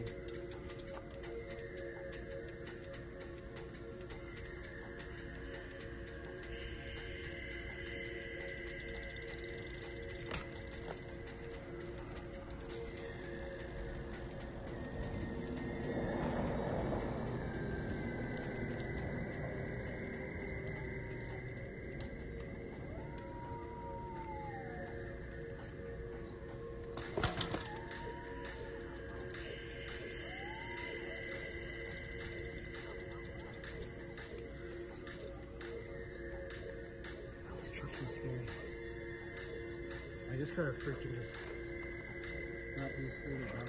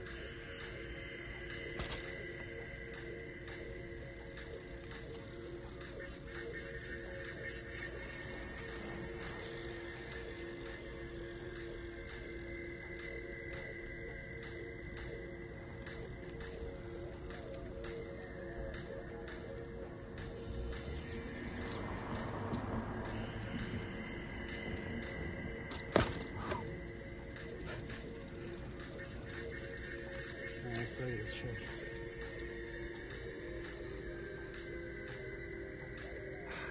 I don't know why I'm scared of it.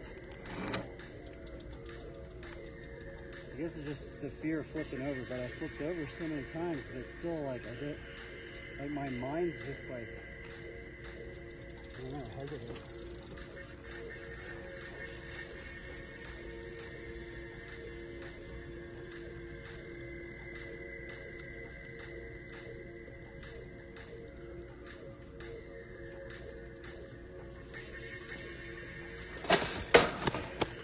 See, it's not even that bad.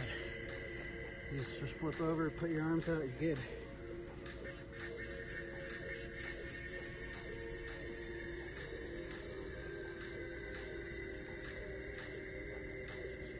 Okay.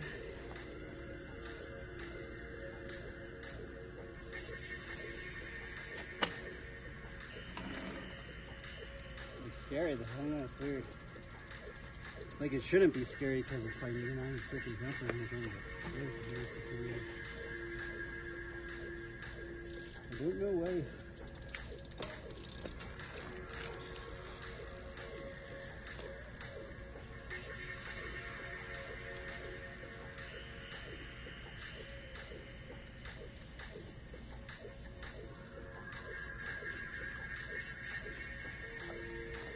Oh my god, I almost landed it. Kind of. It was a little hot potato one, but I kind of did it.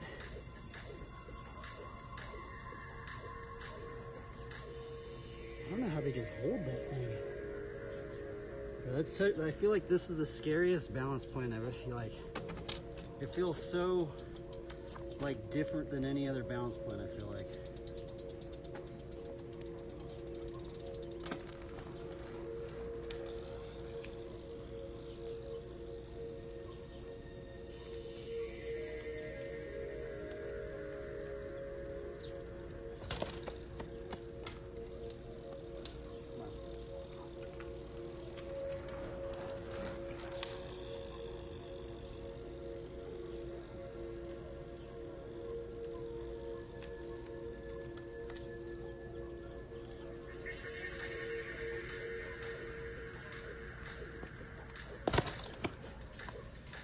I feel like you gotta like if you don't put your foot on at the right time, like it's either you're gonna drop it down or it almost feels like you're gonna loop out a little bit when you put your foot on.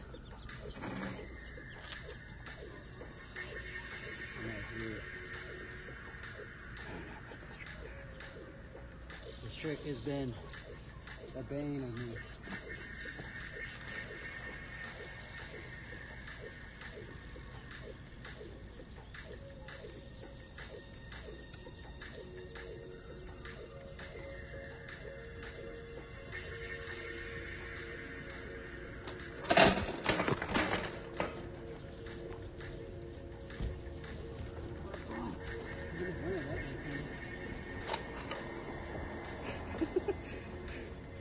Man. Alright, we just can't get afraid. That's the big one.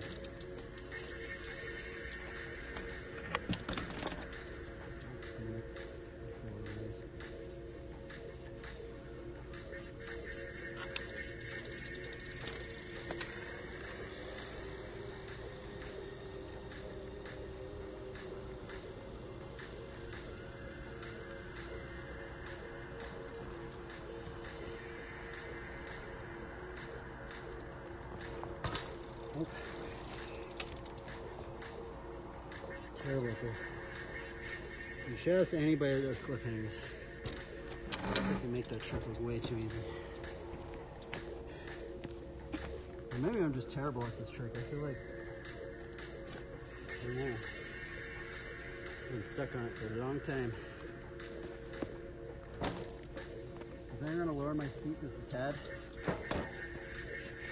Ah, screw it, let's just keep doing it.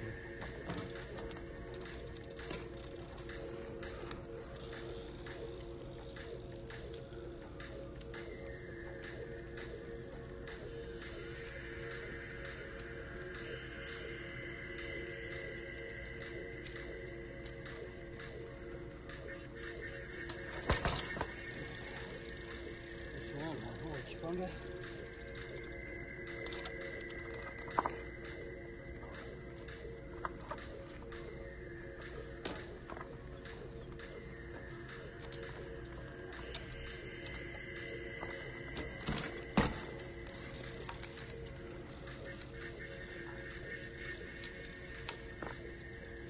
I can't believe I had a cliffhanger. Stick. I haven't landed one out here in a long time.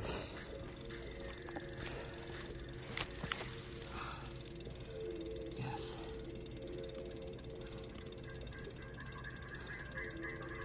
I'm so happy. I know it's kind of a lame trick because like not a lot of people like it, but I don't know, I think it's hard, but man, that one's a rare one for me to land. I think it was just a hot potato one, but we kind of landed it, so I'm stoked. I'm happy. I don't care if I don't land anything all day. That's all I wanted. Let's keep doing it. Let's put you on this one. Bro, the ants are brutal here. They're just swarming my computer. I guess this music's still here.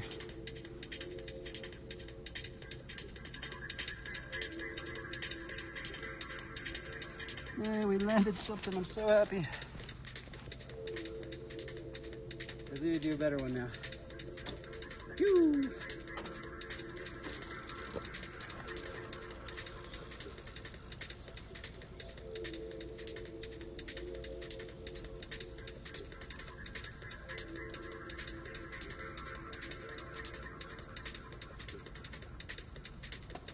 Woo! That thing's fun.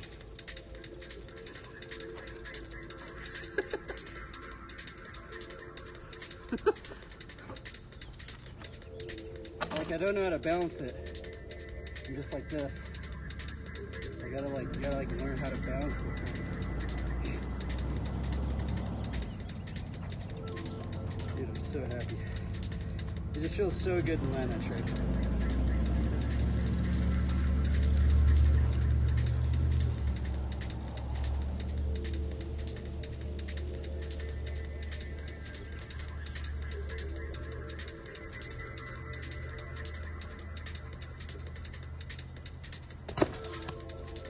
I actually feel like that's what it is.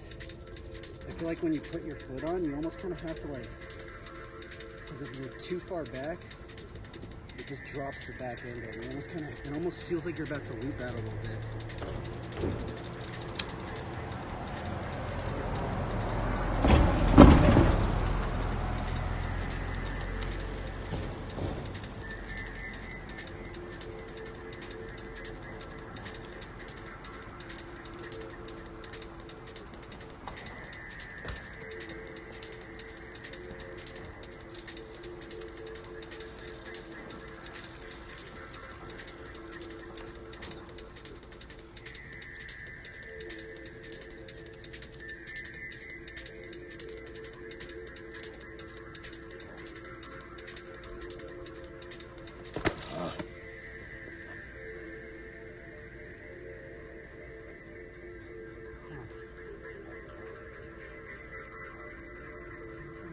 stuck behind my seat.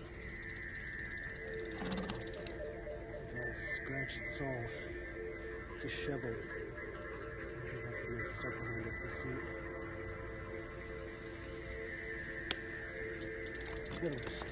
I know.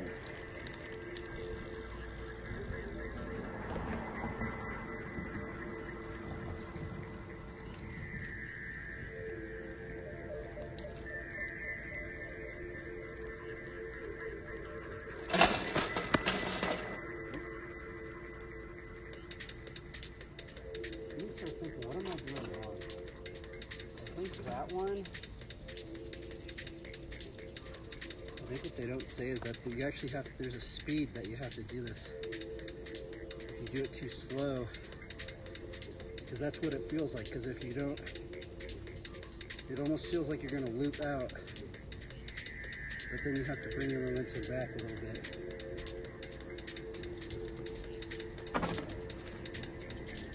Something like that.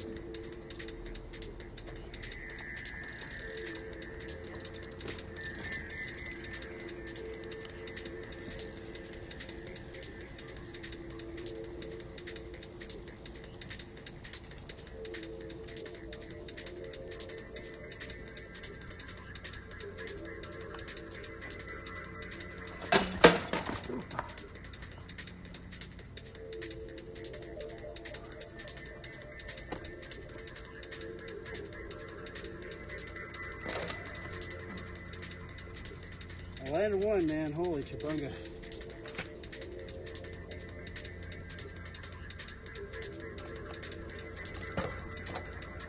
Maybe I should wear gloves for this trick.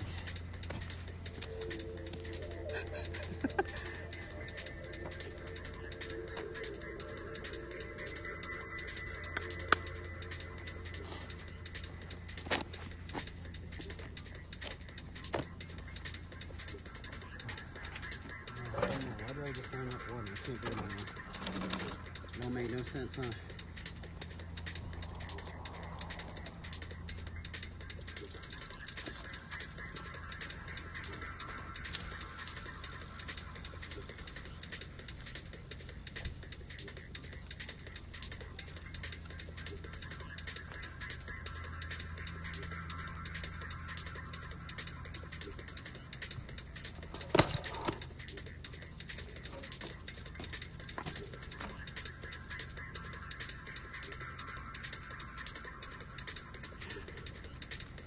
I don't know how they just like hold it. You just gotta like figure out like the balance point with your body.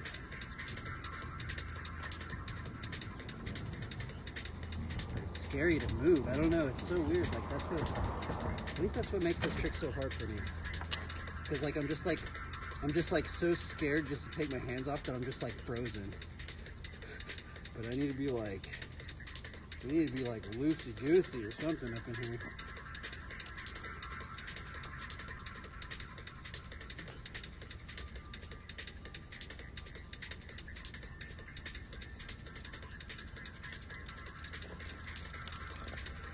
So let's practice the other one that we're going to do. Whiplash, elbow glide, double foot, one-handed whip, elbow glide.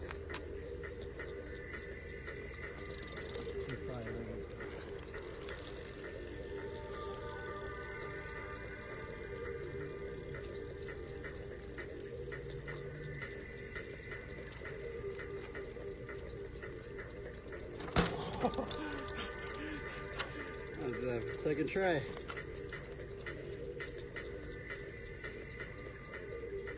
Dude, that's rad.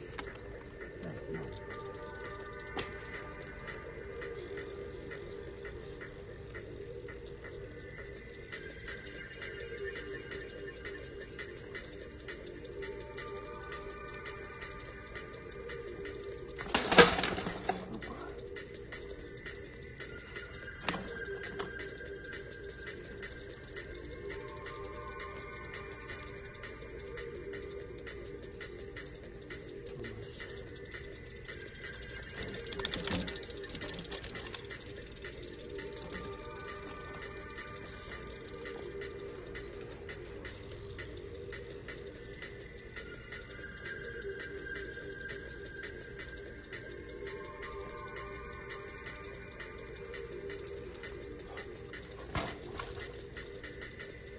good one. I feel like that one would help you with your hitchhiking.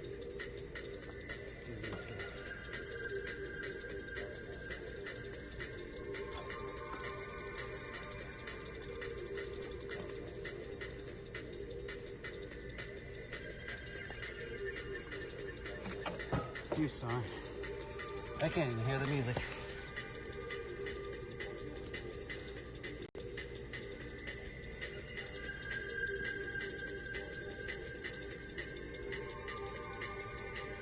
Dude, these ants are brutal. What is wrong with these ants?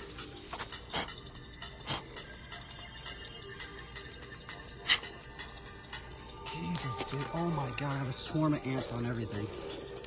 Look at this. This is insane.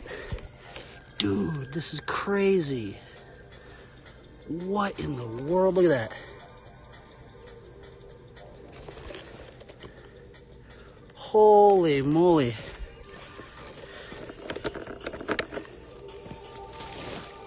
No way. I don't want to like, holy jabunga.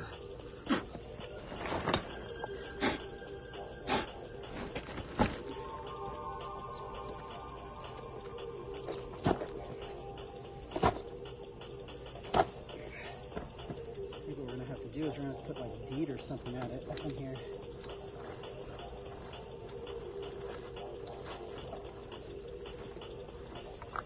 Get it off of there.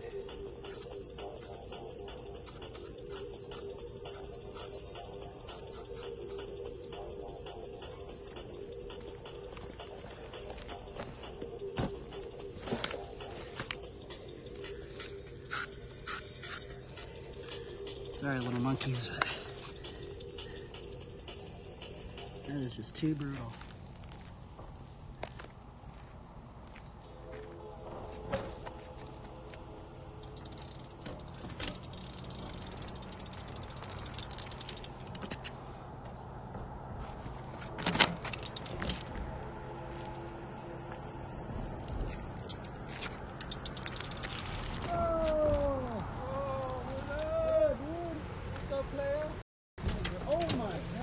Dog just jumped out. Damn dog, what's wrong with you?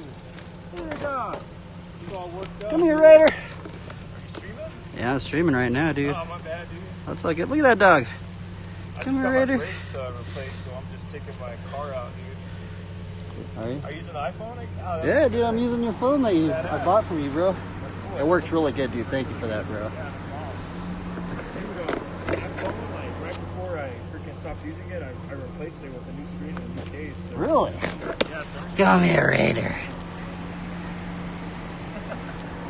Hey, get over here. What's up, bro? What are you doing? Did you go down to John? No, I was with my mom and dad's.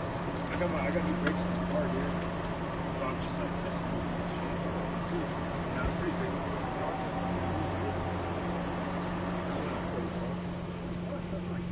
Oh, my dad. Well, I help him.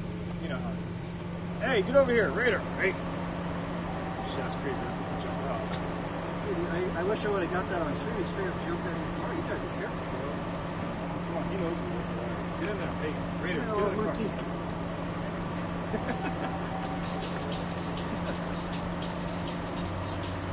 How was John's party, dude? I know I missed out, but It wasn't as crazy as like last year. really? It wasn't as rowdy, you mean? Honestly, I feel like honestly, I think John was expecting a lot more people. Oh, really? Then now they didn't get too well. I mean, last time there was a bunch of people, like 30 people, 40 people or something. Yeah, I remember. Well, I mean, these parties have been big in the past, you know? What, There's like 100 people in my house. That's interesting. Couldn't make it out of the shot of building when we showed up either. Greg didn't show up. Matt Wells didn't show up. Yeah, John said that Greg, like, is the one that pushed the party and didn't show up. No, it's not funny, dude. Let me see, let me get on. Is there a camera right there? What up, fam? Hey!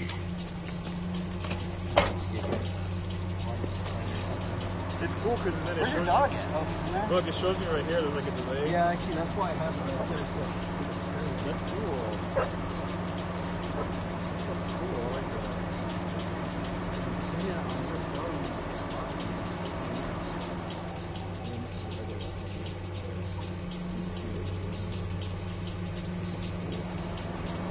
But I'm streaming it on the computer. The only thing is I have to stay. Oh, you're streaming on YouTube. No, that's just music.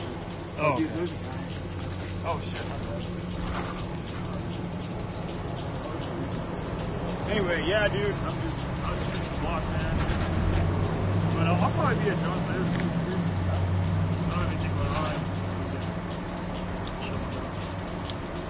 Later, brother. Brother in Christ? Yeah, good to see you. God bless. God bless you. Well, I missed church on Sunday. But oh well, man. Watch online. Definitely read some scripture tonight. I won't get your license plate up in here. Later, dude.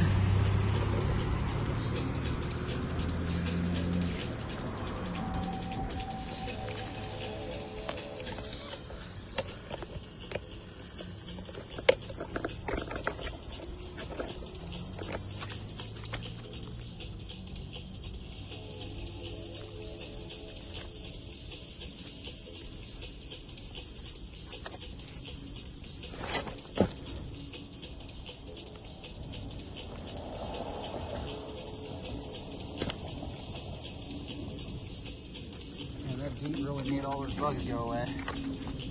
Oh, you know what? Maybe I could stream right here.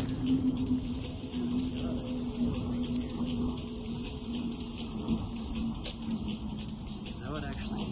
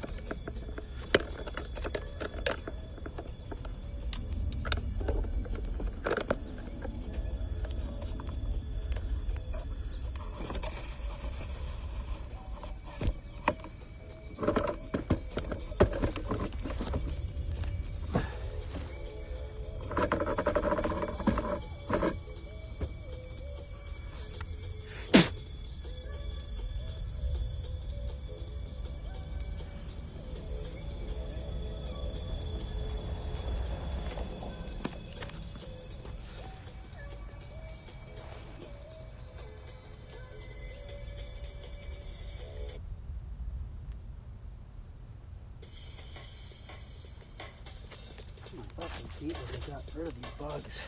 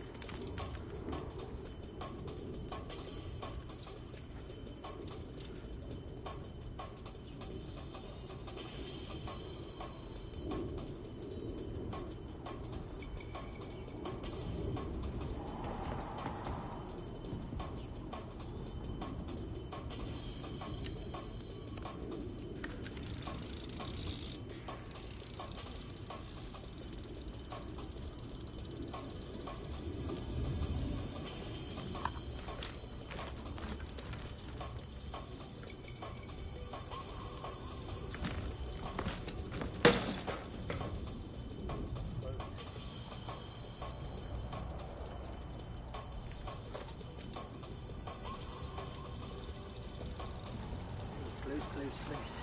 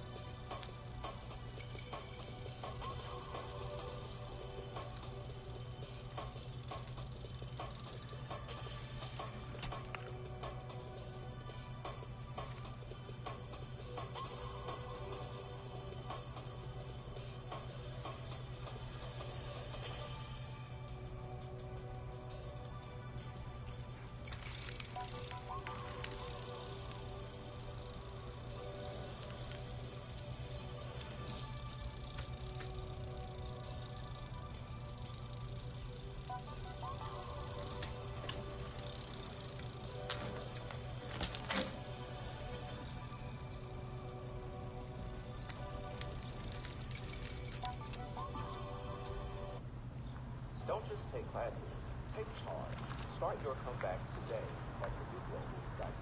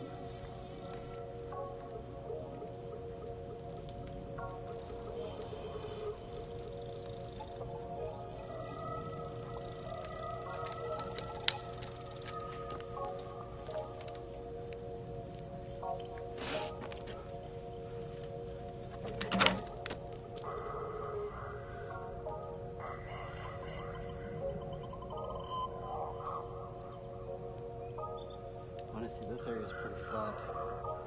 I don't really ride on this side, actually, now I think about it.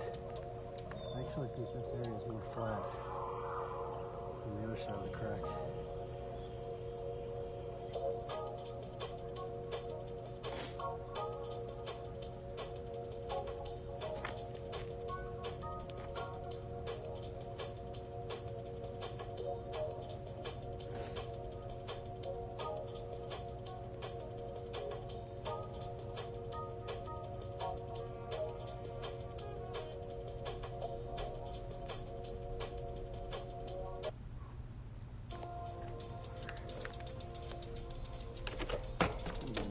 Bit my mosquitoes now, darn.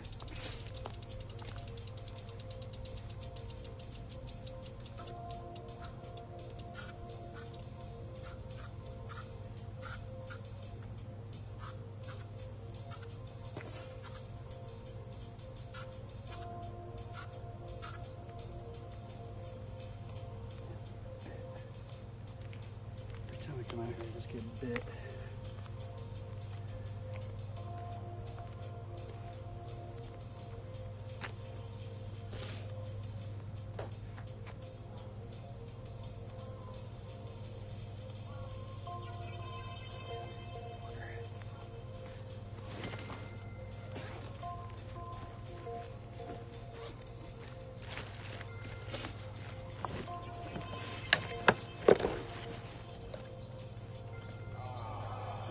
One close hanger today.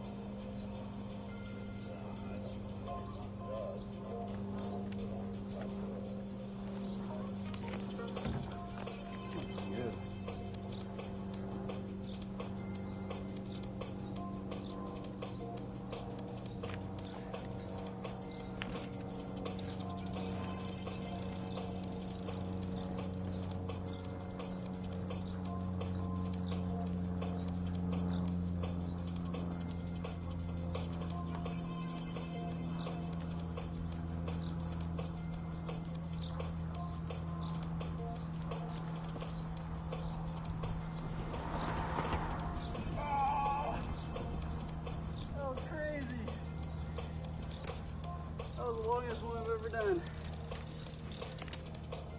Holy chobunga. That was gnarly.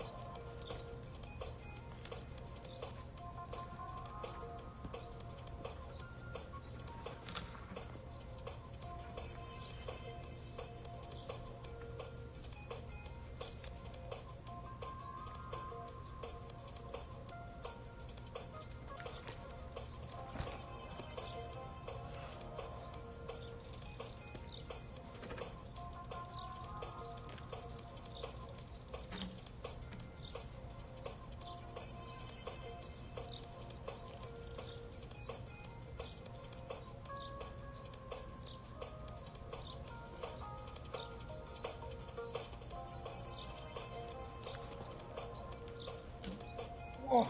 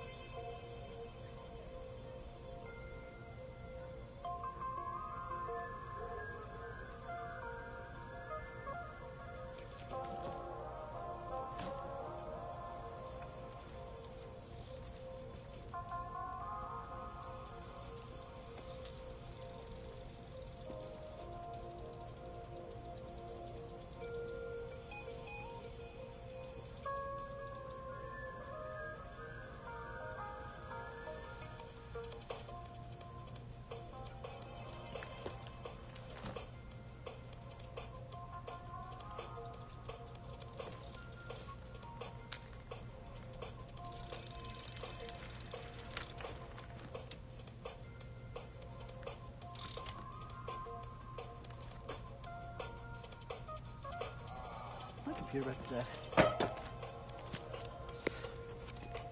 Oh, we're still good. Oh, you're still good.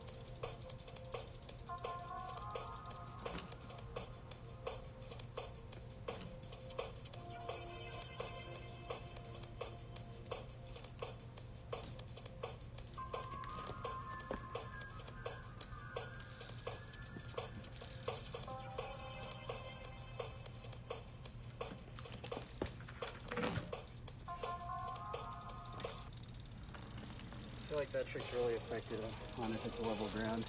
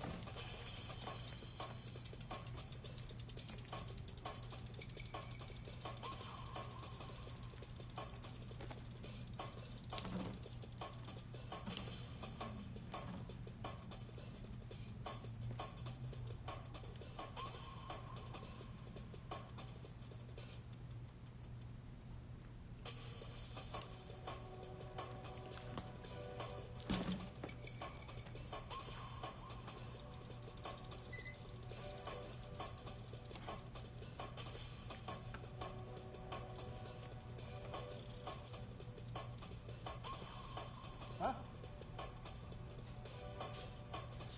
I'm out here. I can't do this trick anymore.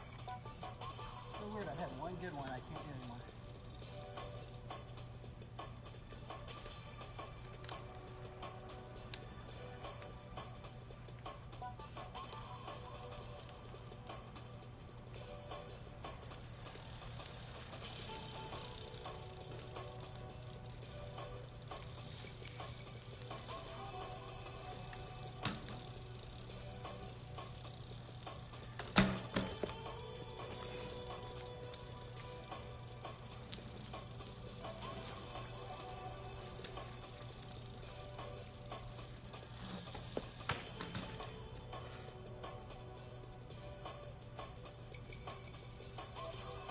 Yeah, that's why I don't like the gliding tricks. It's just like, if you're not on a complete level ground, I feel like gliding tricks really get affected.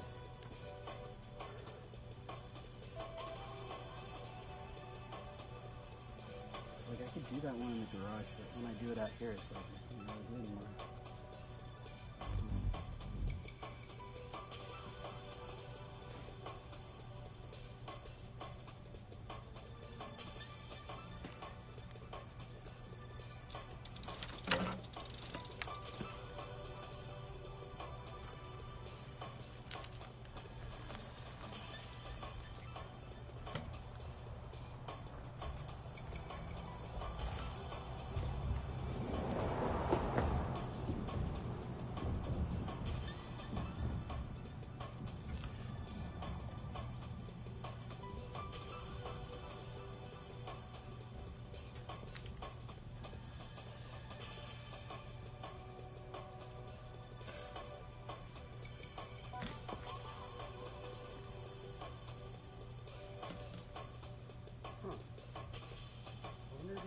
track stand to this.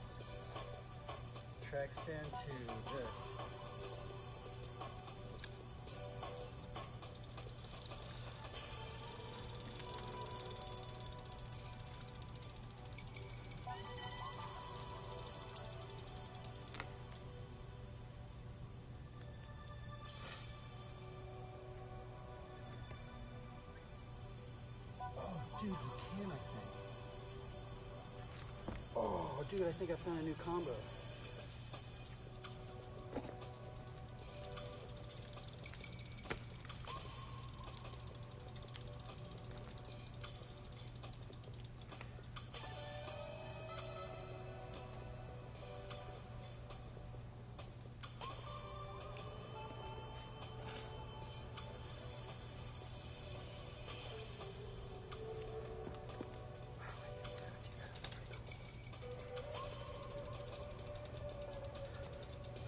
I gotta write that down before I forget it.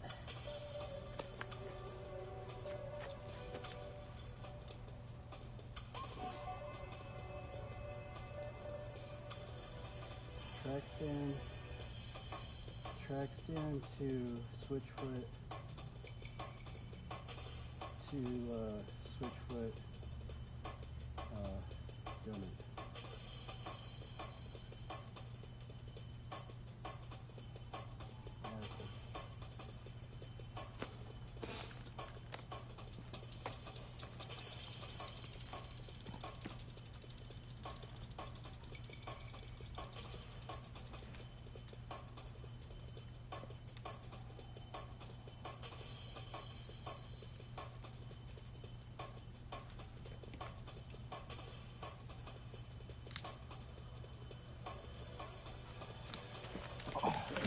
It's doable.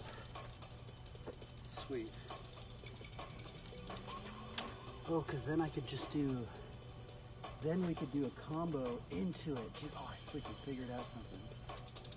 So we could do 25 fire hydrant track stand to switch with donut.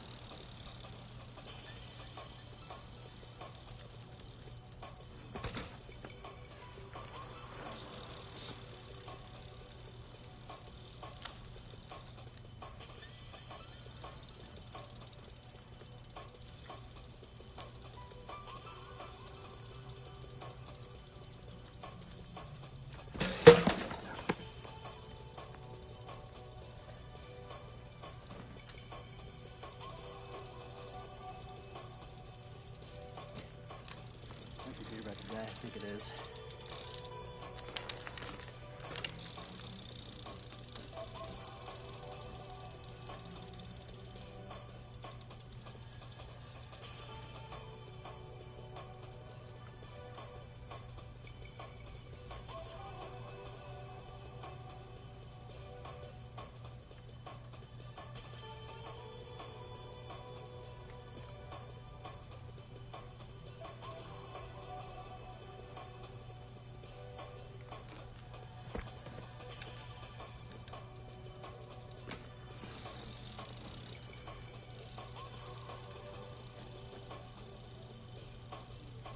Time to go inside.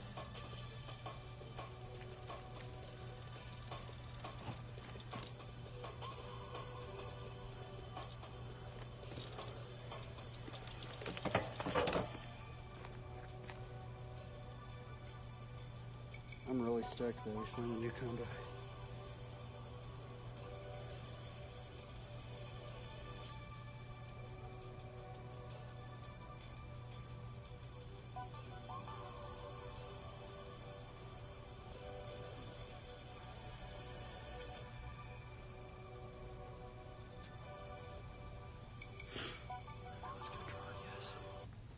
Don't just take classes, take charge.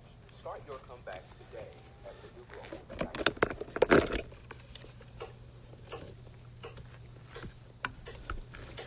I don't know, my computer's about to die.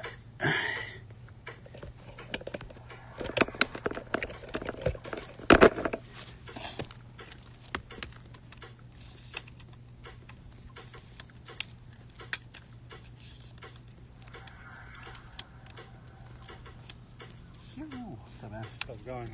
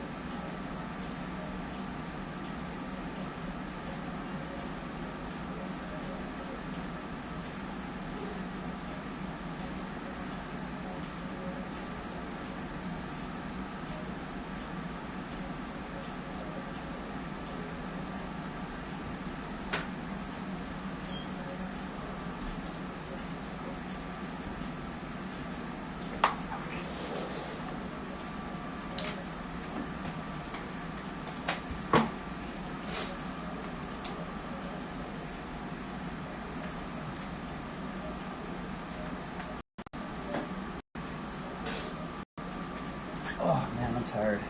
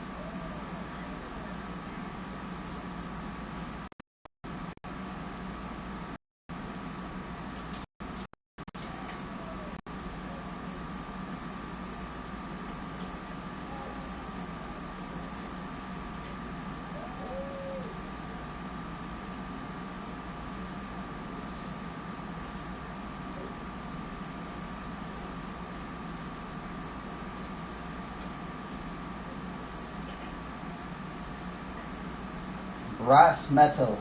What's up, dude? I'm still here. I'm just getting ready to draw. My bad, I haven't really been too active. Hope you're doing good, man. Thanks for stopping by. What you been up to? What's good, bro? What's good?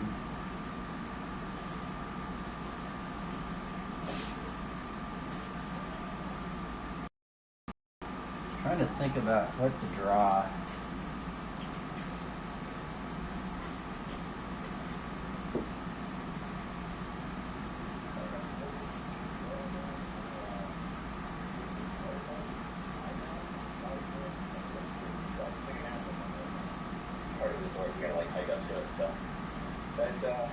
How did you find this train? Did you find me on the Christian section? I feel like most people on the Christian tag. Swimming, you got lakes, you got an actual camping experience, tons of stuff to hike. They have, kids are building skateboards. There's just so much other stuff that goes with it. Which is what really separates it from like post skate camps. It's actual camping. There's not in tents here. Cabins. Get down in shorts. I like how you're talking to the little kid. This little boy, you could do it. This little kid right here.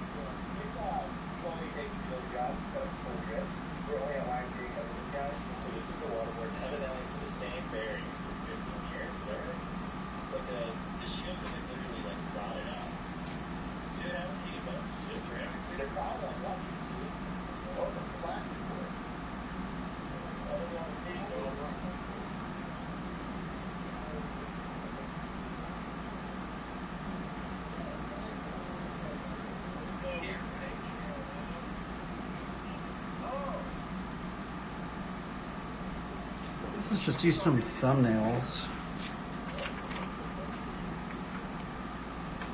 I can build them up. But I do like the characters.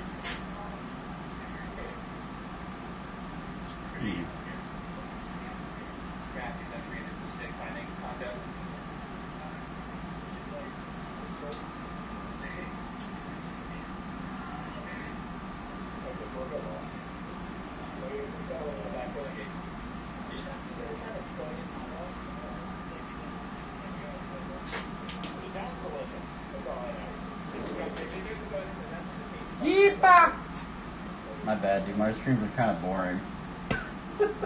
I'm not here to really entertain people. I mean, I guess that people will get entertained, but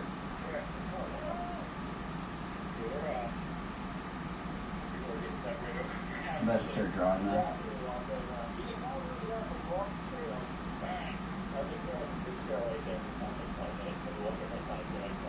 Okay. Trying to draw this though.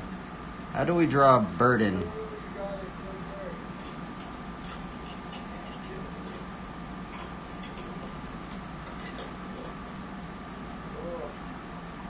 How do we draw burden?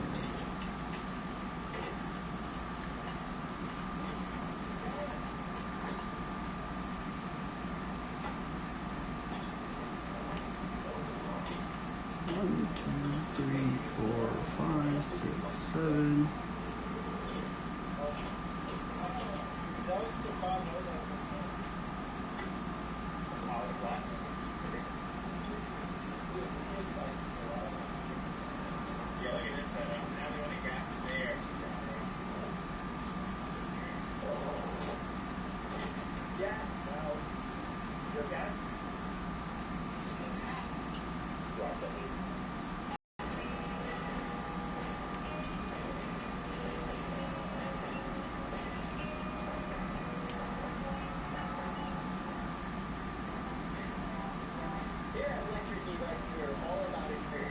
Which is why over 250,000 riders have joined us since our launch 3 years ago, making fun and affordable. How'd you find the stream, Brass Metal? I'm curious. Not many people find this stream, so you found a stream that's not promoted as much, huh?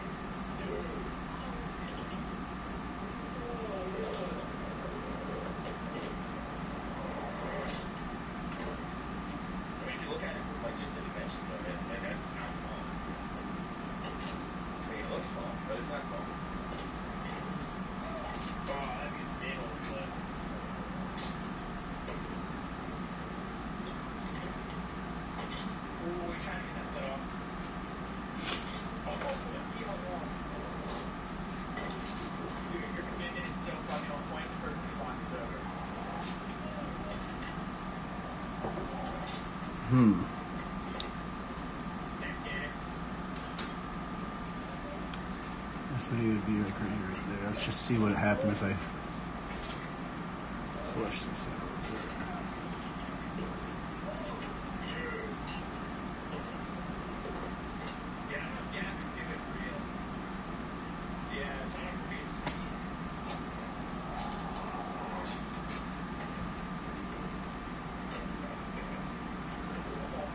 Trying to draw a burden. How do you draw a burden? I don't know. He's thinking about it. Damn. Sucks. Battle for driving first.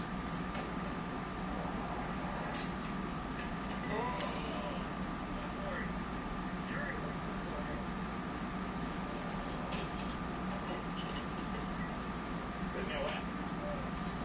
Well, I mean, there's a way. And the way is narrow.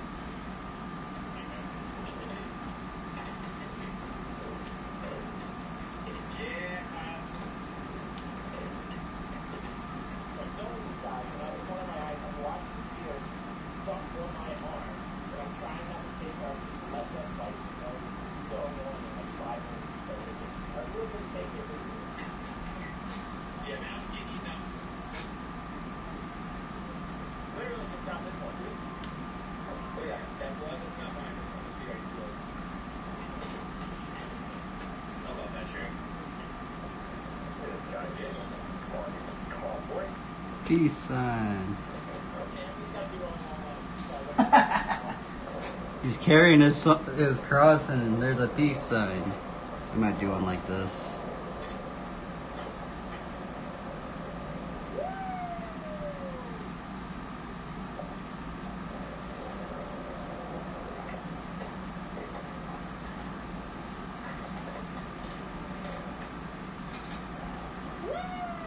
What about he's feeding a squirrel?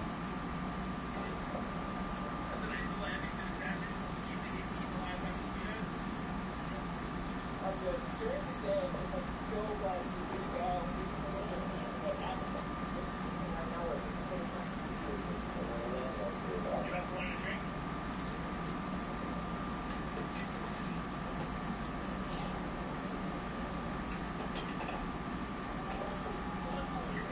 What? Were you playing dinner? Dude, you're kidding.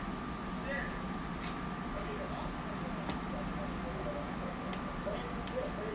We literally just copied around the Old Testament, coming up the other way, one trail from the on the way out here. Super random. What happened? Our little savior. I mean, clearly, we're not on the trail. We're just there. But What about he's holding a cross, bearing the cross, and feeding a squirrel? one of the reasons that they give you to avoid this place is exactly just how I told it. Cold water and slippery rocks. It's like, oh, yeah, we're crashing inside. Where's the other thing working out? We might do some more of this.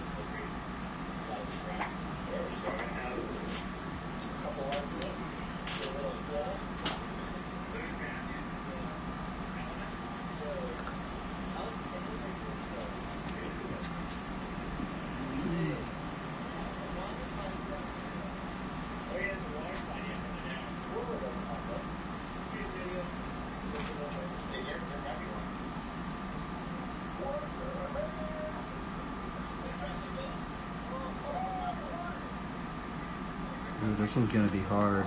I can already tell. You're gonna gain your nut? He's got hella foot drinks. My feet are melting right now. I gotta get We might draw this one up. I guess let's do a little bit more. I feel like I should not be walking up this. Yeah, it's already like taxi, so we can walk and go out. Out and around. Just gonna get a good walk on this. Whoa. They said that everyone always falls once. So far, so good. Yeah. I think it's deeper over here now. Oh, there we go. There I go. What the? Oh, it's dust right there. I don't know if I can get out. I don't even think you're allowed to be on this on Twitch, honestly, huh?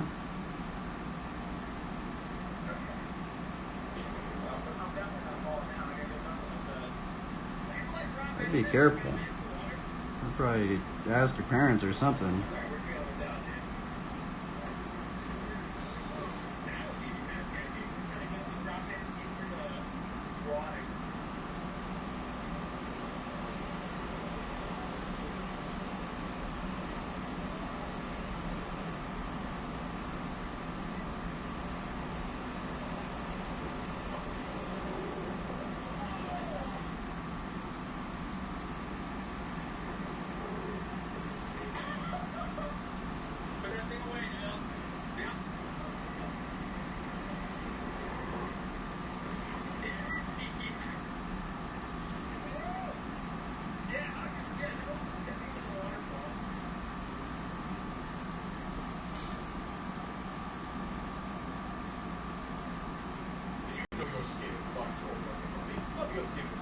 Super hydration button wash, vitamin D3, glorious thing. Yeah, that.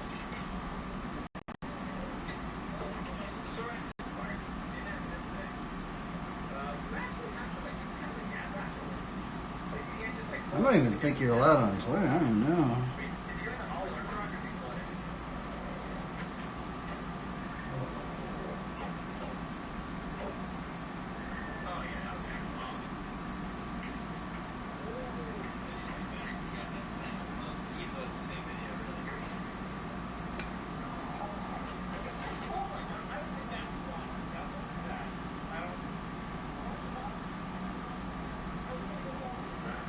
Yeah, I feel like it's not the right angle.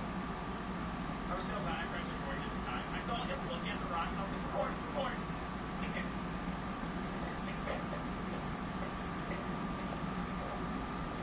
What about this and then he's holding the bike? That'd be funny.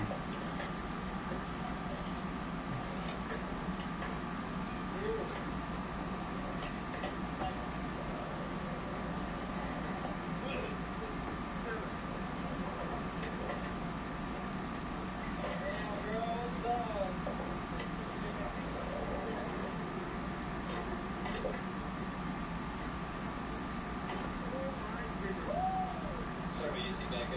It's at beststore.com.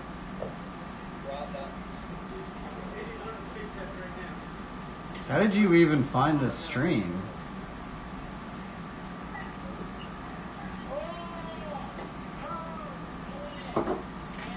That's what I don't understand.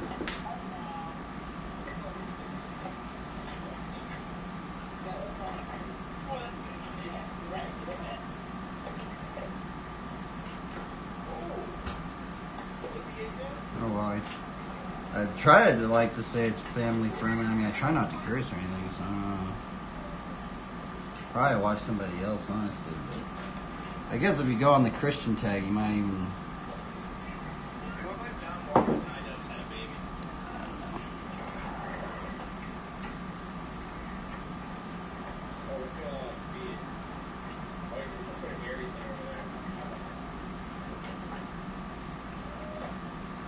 I guess we'll try and build this thing up.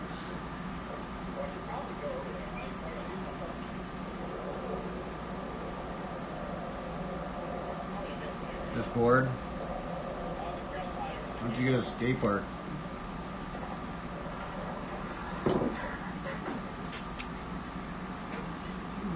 Get the skate park.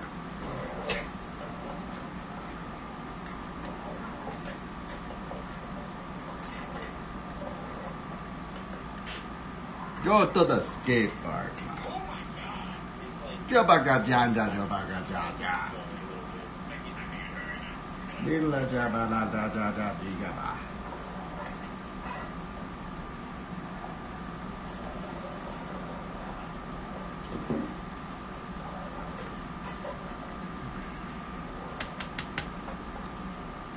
All right, I think we're gonna build this one up.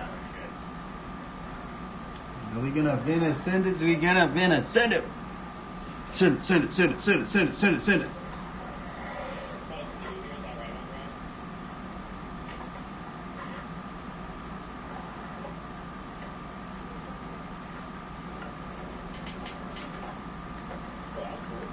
Bird.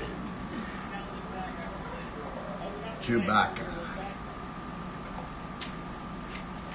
Chubis nabas de badas trouble.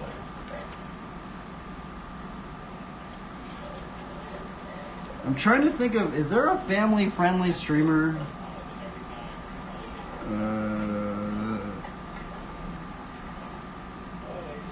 Peace out, dude. Be careful on there. I mean, I don't even think you should be on this site. But, I don't know. It's like your pants now or something. I don't know.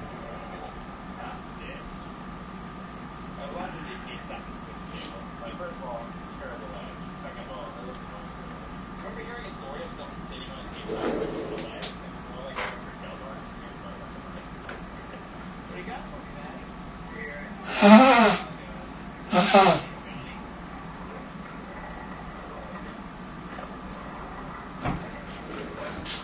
Bostedish na minha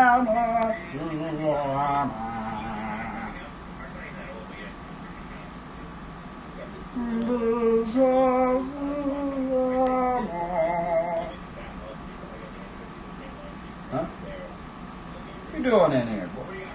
What you doing in here, boy?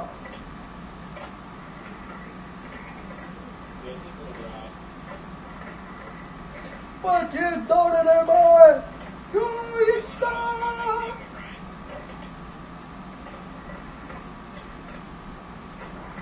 Del bruste aseane asani mi amaru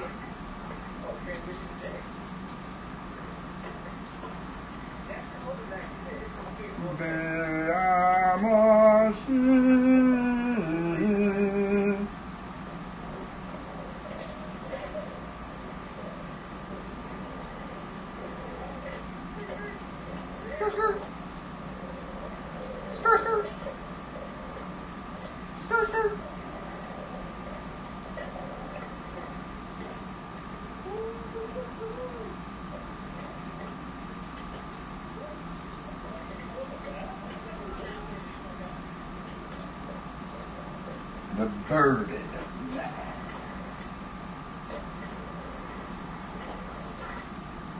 The burden of man. I thought you were already gone. Get out of here, boss. Shoot!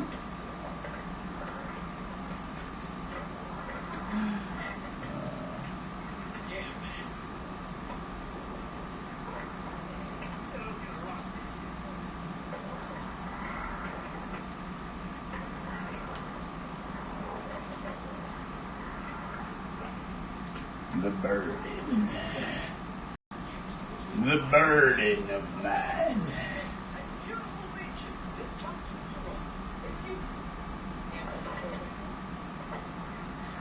The burden of man. Dushtal brustis natilat na utishiyama. Bel brustis tamu.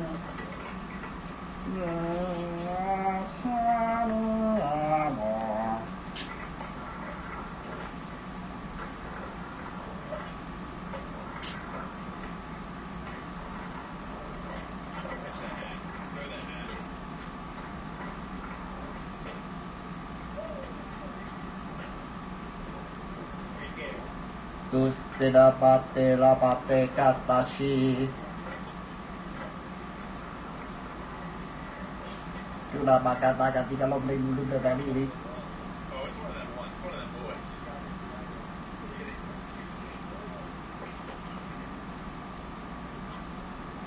You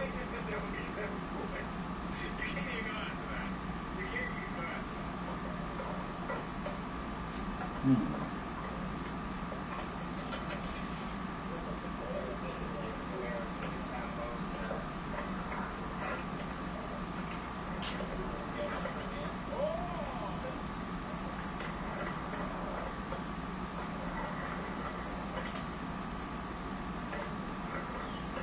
Darn it, I'm not at do this. I'm not. Oh.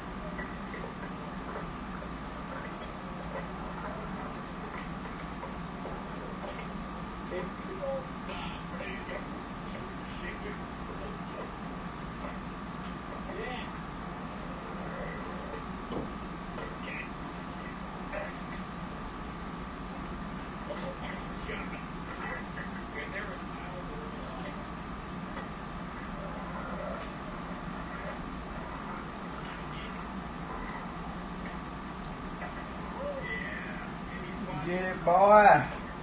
Woo-wee.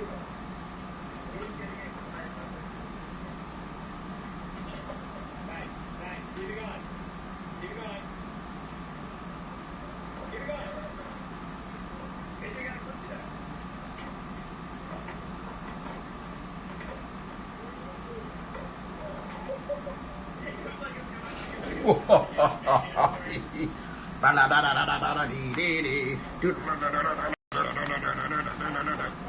Alright, let's see here. Let's do this.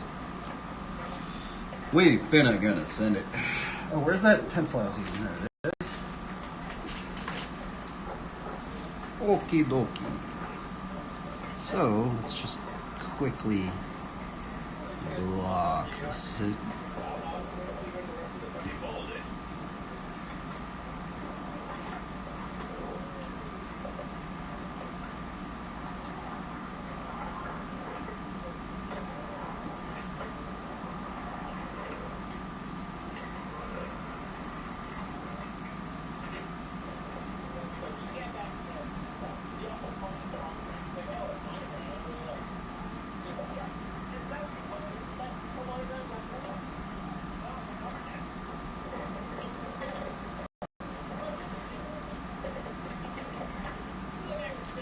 I love to praise Him. I love to praise His name. I love to praise His holy name. Oh, He's my rock, my shield. Oh wait, I need to change this into that art thing.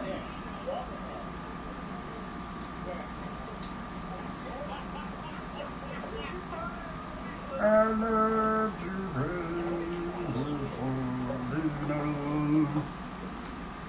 Street skater.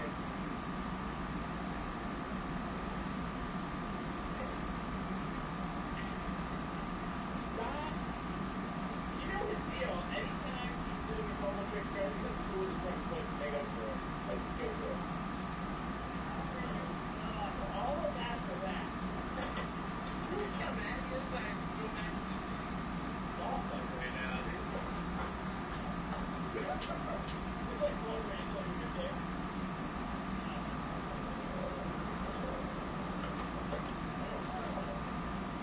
Laura's getting right here. This middle piece is like going to flat and land in 1 second.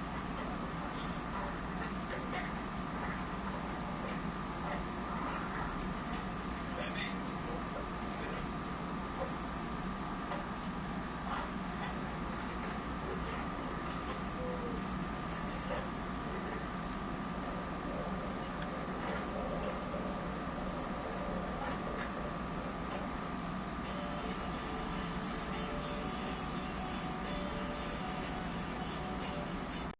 A few years ago, a couple tech grads teamed up with us to revolutionize farm by building a machine that can tell the difference between plants in a week.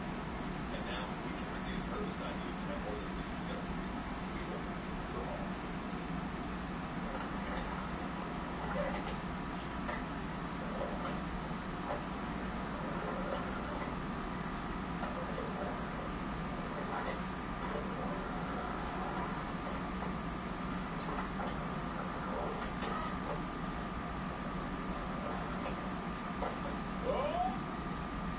AJ got about to go.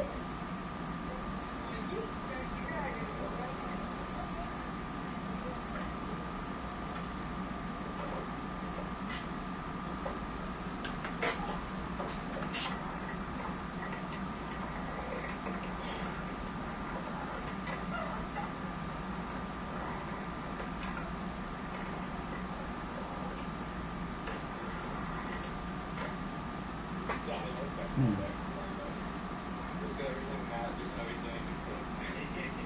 His Beatles is an air. His Beatles an air.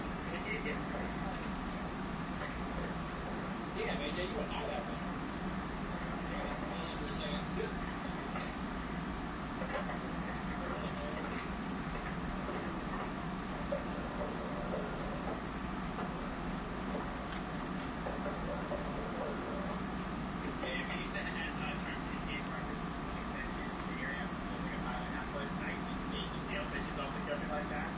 So bloody, I'm like, tweet them, feel like I'm so good at some hairs.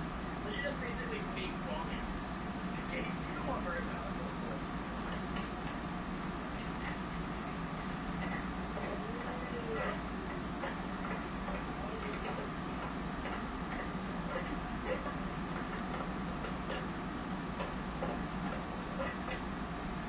Oh, that back leg is cute. That's a trick you never see anyone do a frontside nose pick stall without grabbing and tossing it.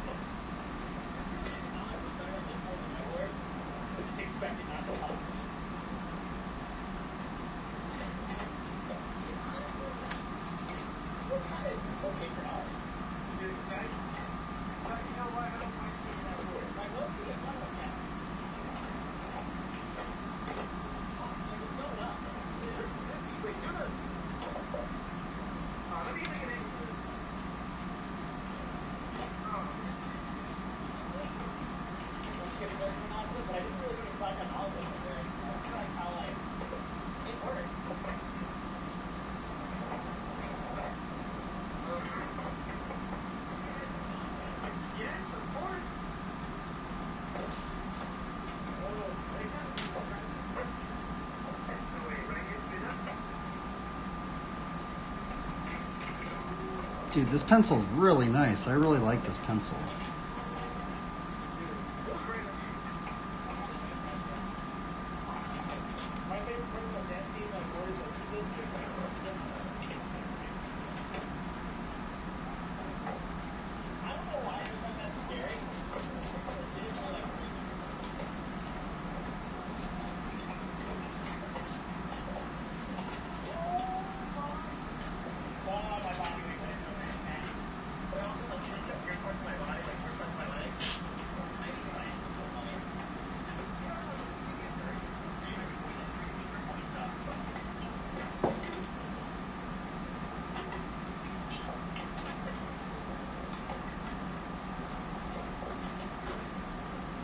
Bro, you know how I was just, dude, in the Bible study, if anybody's watching this in the Bible study, look, S-Fan, look at what S-Fan put. Strength, faith, Paladin. If you guys listen to the Bible study today, I literally was just talking about, I met some people that were like, that brought up something about Elden Ring and the Bible, or I guess not the Bible, but it just inspired them because, you know, faith or something. I don't know. I never really played Elden Ring. I don't really know anything about it.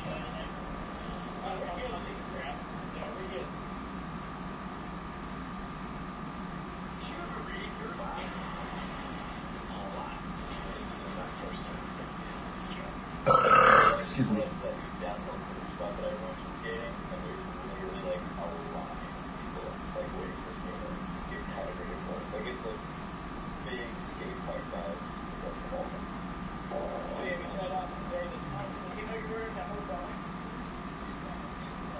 So it takes super long. When we roll up with like Lance Mountain, John Lucero, pretty much all my favorite skaters, like the older guys in my generation, totally think my favorite skaters, and they were correct. So yeah, we're just walking around. We're skating at that time, we're raw dogging this thing. Then we said we did the points out of first. He said we landed it, and he was at the bottom. He said, yeah, Devin. Thanks, Lance. Alright, so this one actually goes like surprisingly fast. I'm thinking, yeah, we'll go in when I got it.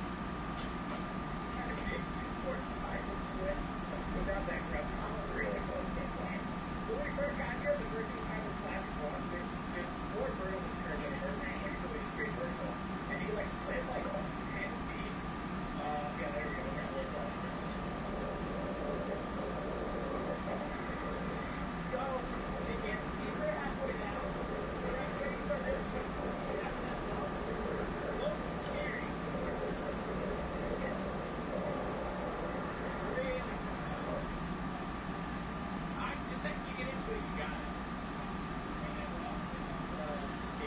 Oh, yes. Because they're not autographed on this. This bottom's here's the Amiga. You're reading one minute, you're going to right there.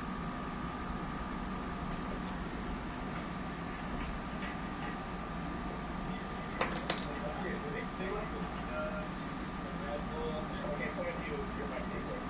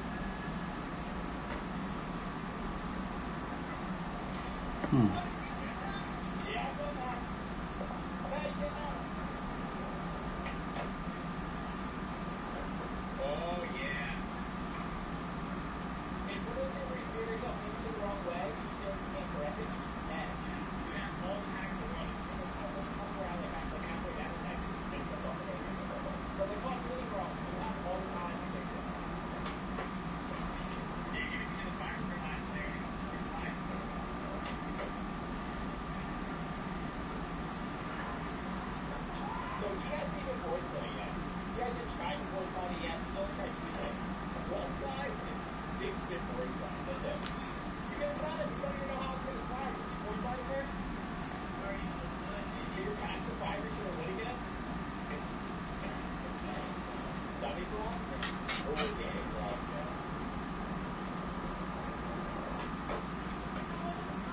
So that'll help you. This is fine. So next time you're trying that down some big handrail, remember who the real hero of the team is. Me. I stay on the curves.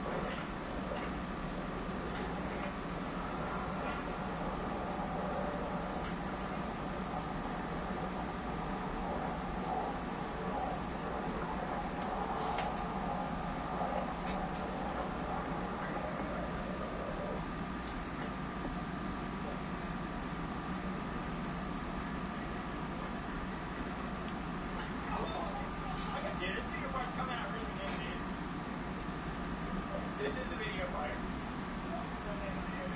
Yeah, you have the guest for this video part. The video was called the iPhone 9 part.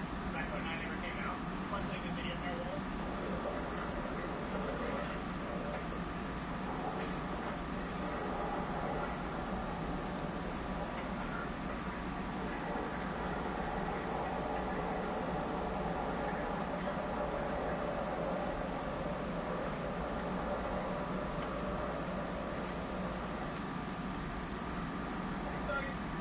Well, I got these Michelin tire soles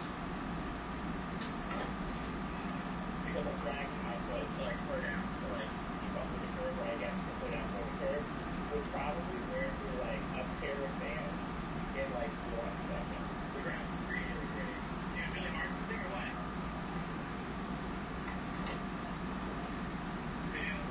Wait. And up this thing.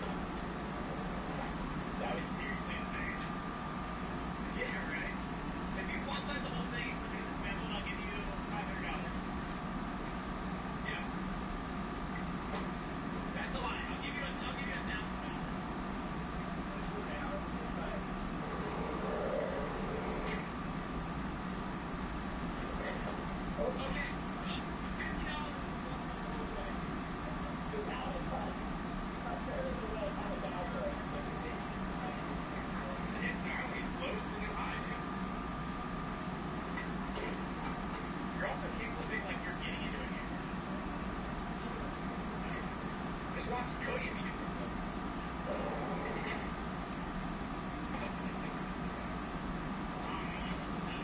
If you can get to the gift, that'd be like the longest website ever done.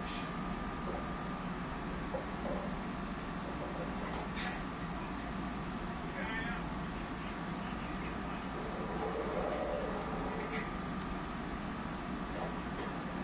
I don't know how crazy it is to like slap people outside of a vertical curve. That's really impressive. Like, that's really ballsy impressive. You can do it. You do this at home.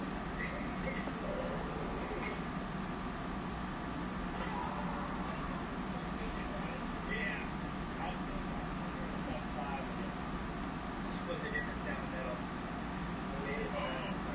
Then spread. So have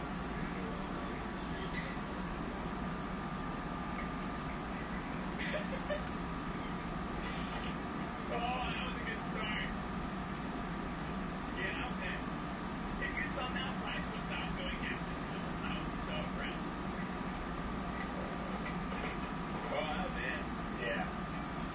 It's like he's talking hard and doing the push-up for playing out the fucking hell. It's like, We need to get a bunch of fancy pushing that way so you slow down when you're going so fast this way.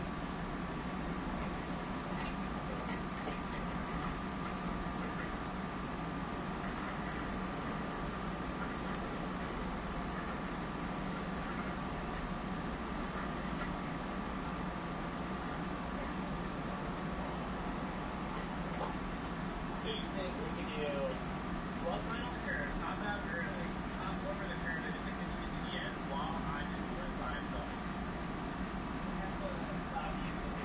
You got it. You just get. You just yeah. Just want to know what I'm going. because like I want to stay teachers tights.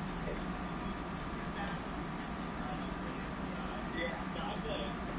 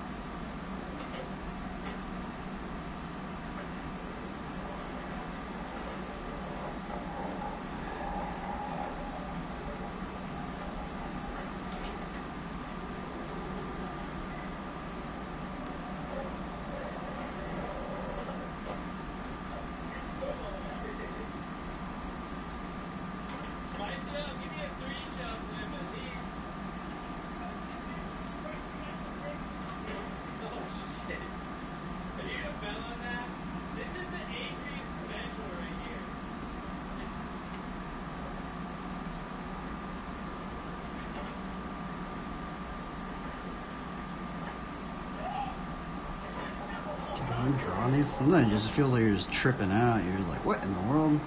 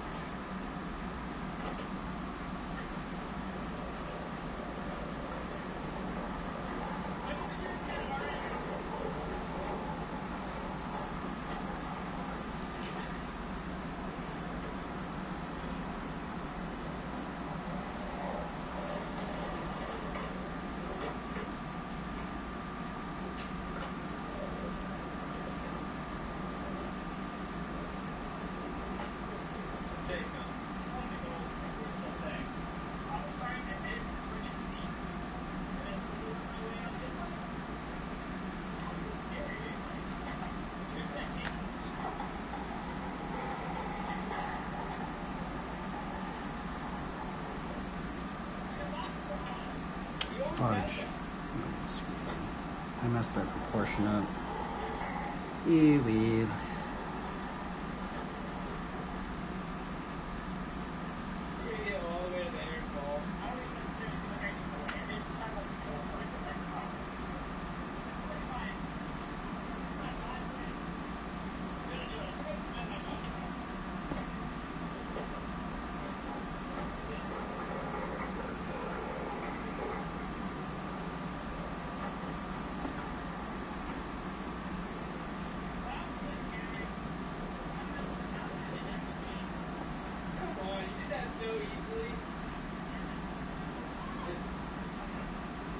Where does that thing go on the sandal?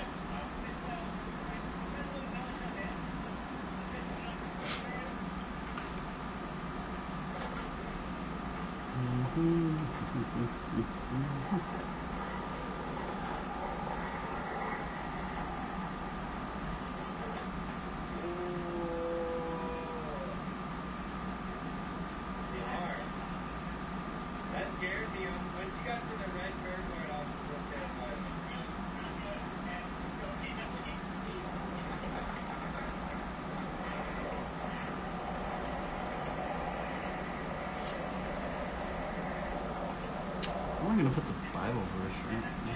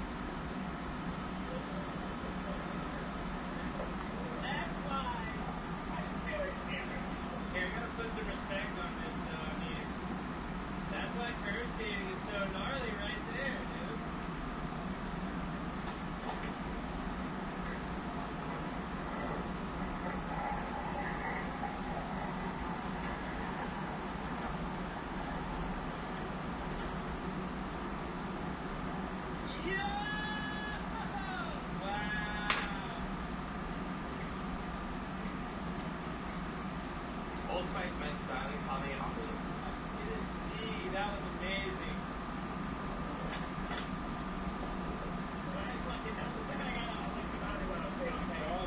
That was so scary. The whole time I just jaw dropped, like, please. Dude, that's no, that's what I'm saying. Like, I'm skating curves. No, skating curves is gnarly. You take a curve to the hip like that, it's something else. It's way harder than the other skaters. No, gotta keep trying. Just trying to the last one. That was great control.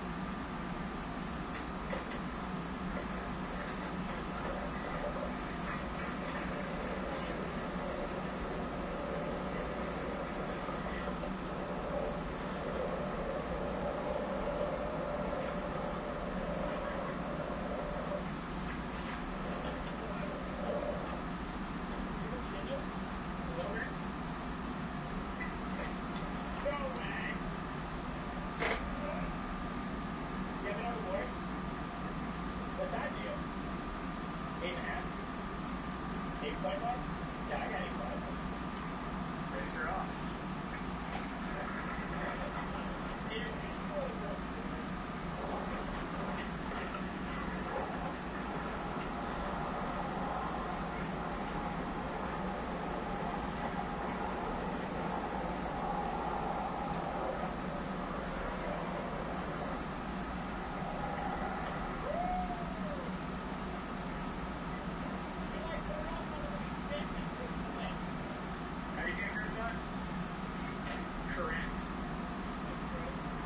Please go to boards line.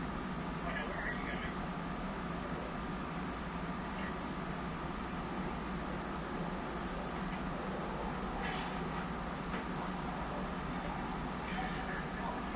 Sorry, back. It's one of those things where it feels like an inch taller and you make it easier because you don't have to worry about your wheels tapping. But when the front wheels start to sag, that's when I would get really scared when it gets off.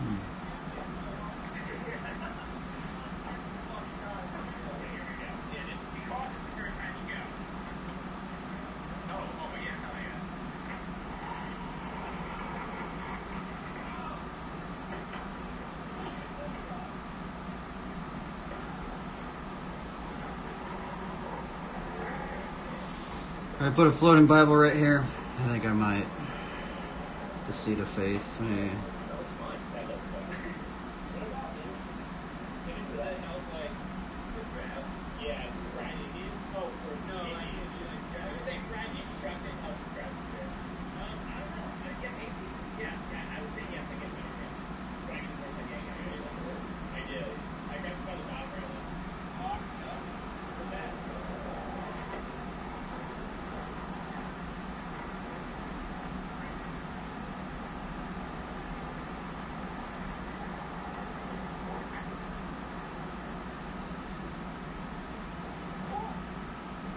So evidently he didn't stack everyone. He just came really, really close to it.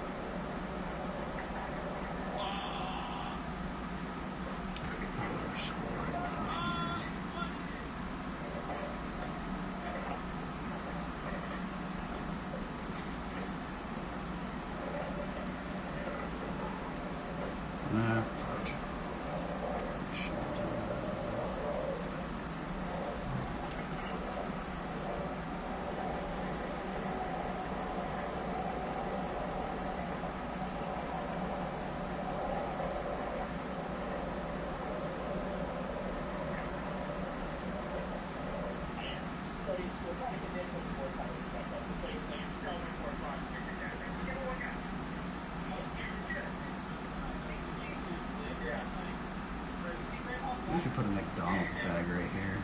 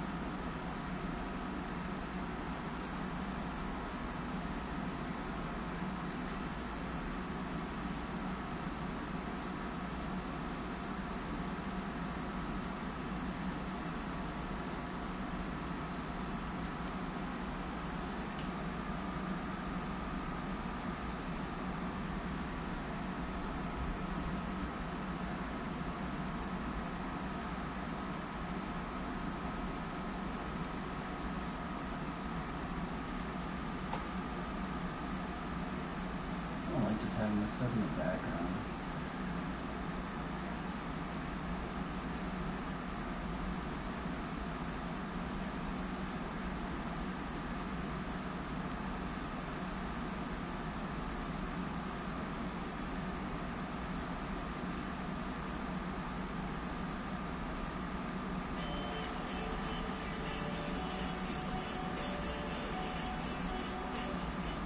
Okay. Very random area to most people out there, but if you live in Maryland, Pennsylvania, you might be familiar with this place. It's called Holybible. It's had the skate park for a long time, and honestly, I only went here once, maybe 12 years ago, and it was just like, prefab stuff. I actually had fun. It has, I put this in here, this like recycled bench material stuff. It's a really low ledge. We put angle iron and all the recycled bench material. It's pretty sick, but other than that, there's not much reason to come here. I remember the ground wasn't that great, but we're here now. And we actually had a grab. Oh, it was a beach in the one of the random things for me to experience when I come home and visit is how much more support there is for like skateboarding.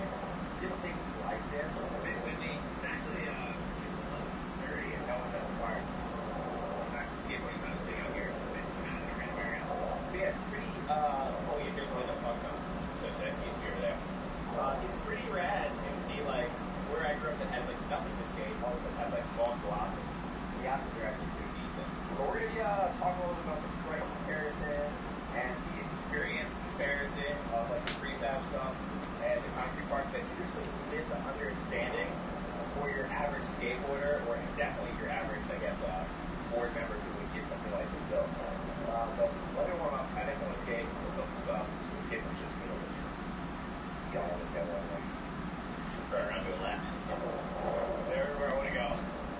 It's like a full skate park. It's just but I guess we'll bring around in this section where it seems to be very occupied with the concrete section. It's more sliding board-esque over there. Yeah, we'll start off throwing around with this one.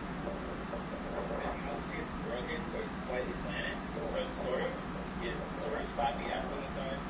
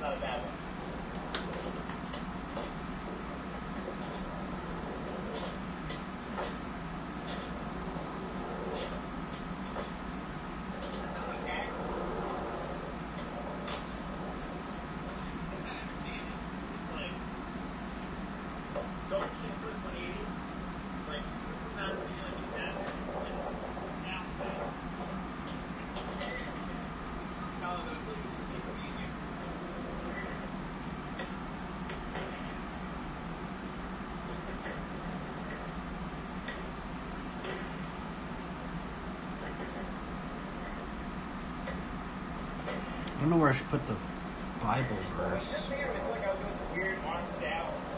Trying to look cool with the back that flip. It's like, the back sitting on the land, I think your body's just stuck with the stupid. I kind of want to put a bike in it. I like putting bikes in the illustrations. They're fun.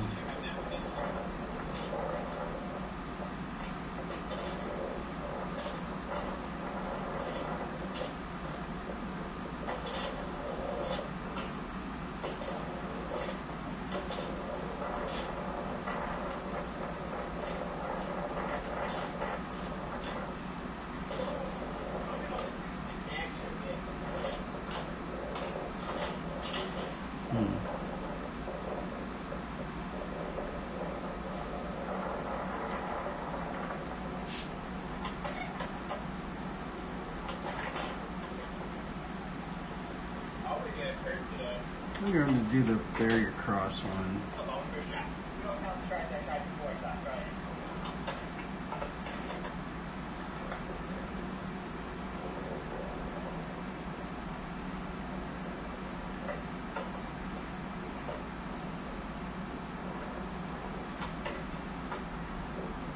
So the calculations that I did online, according to Dr. Google, is that on average it seems to be a concrete skate park is about $40 per square foot, and a prefab park tends to be 20% less than that. So prefab parks seem to be cheaper right out the gate, and I think a lot of that has to do with when you get a concrete park, you got to pay for the installation, you need concrete workers.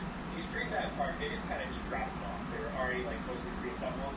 They just do a couple of easy nuts, throw it all together, and it's up in a couple days. You know, you probably have to pay for maybe the blacktop to put down. They always put this partial blacktop, which is a terrible idea and never lasts long. And this isn't going to be some prefab park slander, because as I've mentioned in videos in the past, I absolutely like prefab parks. Mostly for the things that are not the best with them. I like how loud they are. I like how when you smack your nail, like you really hear it and feel it. A little bit of springiness, I think, feels a little bit safer to try tricks on, especially like a prefab plastic hip. Like on the little bit of the steeper side, is super, super fun, especially the black stuff. The black material prefab park, I don't know if you know that, but they make the fun name. The only problem is they get holes in it. So price-wise, on the surface, prefab seems to be cheap. But in actuality, I would argue concrete ends up being a lot cheaper because of the maintenance that you're going to need on the prefab. These things get holes in them all the time, and when they get one hole in these things, they shut the park down so they can fix it because they're worried that something's going to fall on it. Like, I mean, if you're in like a little bit more of a laid-back area, they'll throw like a cone over it, which is kind of crazy, and then skaters just take that cone and tricks over it out of whatever they have in the park. And let's go have fun.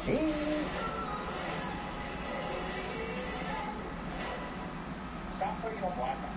This stuff is awful. It wears out so fast. The little curve thing that I was skating, I did a spin kick on, like the ground around it is skatable, but much less skatable for like really hard wheels. If you're riding some 102s or something at this park, you're not going to be having a great time on the blacktop side. And I was a huge fan of blacktop, but I mean, this stuff is just like, it just ran holes all over the place. And with concrete, you're definitely going to get a longer lasting session. I mean, if you look at in this area right here, Lancaster Skate Park, it's definitely worn down. It's definitely got some cracks in it and stuff like that, but that park is ancient. That's one of the oldest parks out here. In fact, the oldest skate park in the United States is Kona, but the second oldest is in Lansdowne, Maryland, and it's still skating. Prefab parks aren't going to last much longer than 8-10 years, and wooden ones especially, those things. I mean, the maintenance that you need for the skate line one is an absolute nightmare. And if you're not in California, where the ground's actually getting weather, the cities are just wasting their money. All the stuff that you're seeing at YMCA skate camp, they're just talking about getting concrete because it's just a better lasting skate park. But that will bring us into the good things about the prefab and wood parks, and maybe the reasons you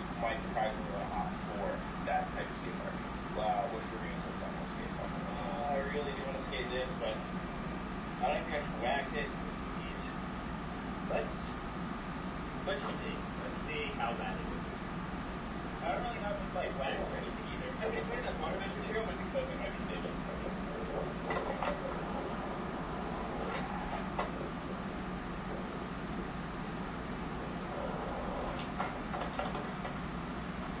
Oh shit. I don't want to add change to the blocks. Okay, that's not T-size by nature. Moving on. You can't get lost in the side of the green. No lost over here.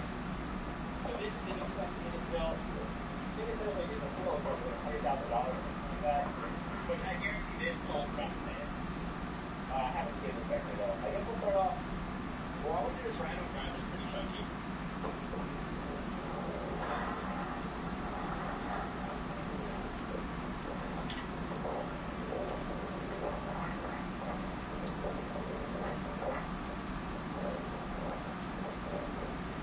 It's also not metal, so just like chunks out of it, and it's actually kind of metal, so I'm a little nervous about going fast.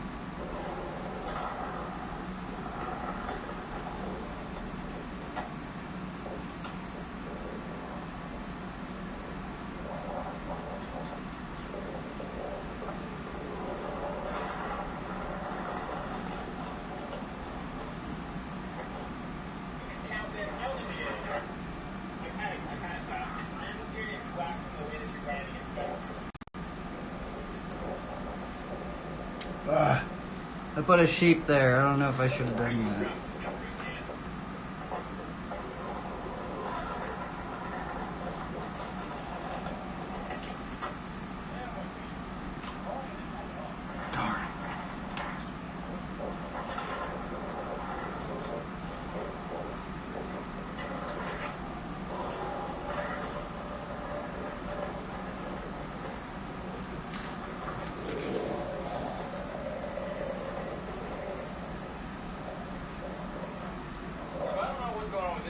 guess it's to feel a little bit like a hip. It's super slightly. Did you see that? I mean, it's kind of nothing, but it looks like it could feel cool to do like manual tricks across the ever so slight incline. I'll tell you that, I guess.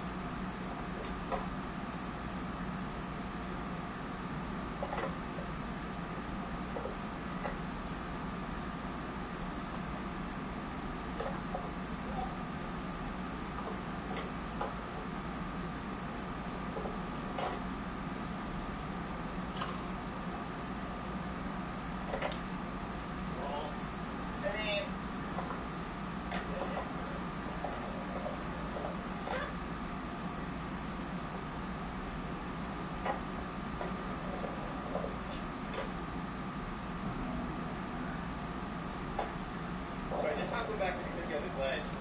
I don't know who did this part, but it's got like a bubble right where you pop, and the bank is like very not great dimensions for a bumper ledge. It's just like a little too short and steep. If it was like longer and steep, it'd be great. Or if it was this long and mellow, it'd be great. But kind of went right in the middle to where it's a little awkward to skate. I mean, it's like anything, you just get used to it. You know, skate parks kind of have like the perfect dimensions for the way that you probably prefer to skate.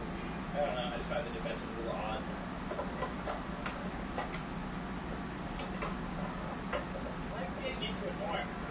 The concrete kind of like sunk into where they poured the ledge on top or something. I don't know. It's funky.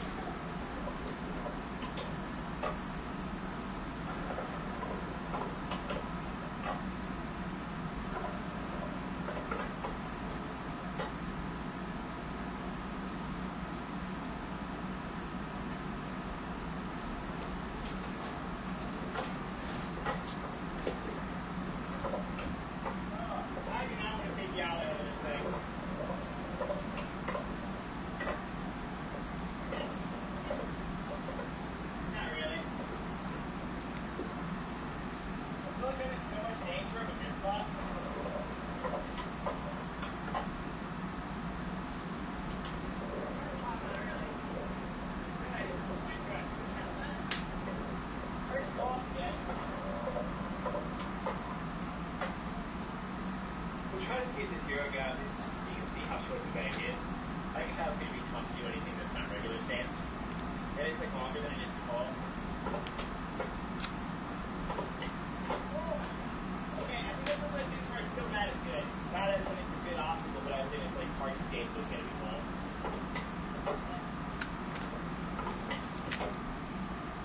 That's better. Not it.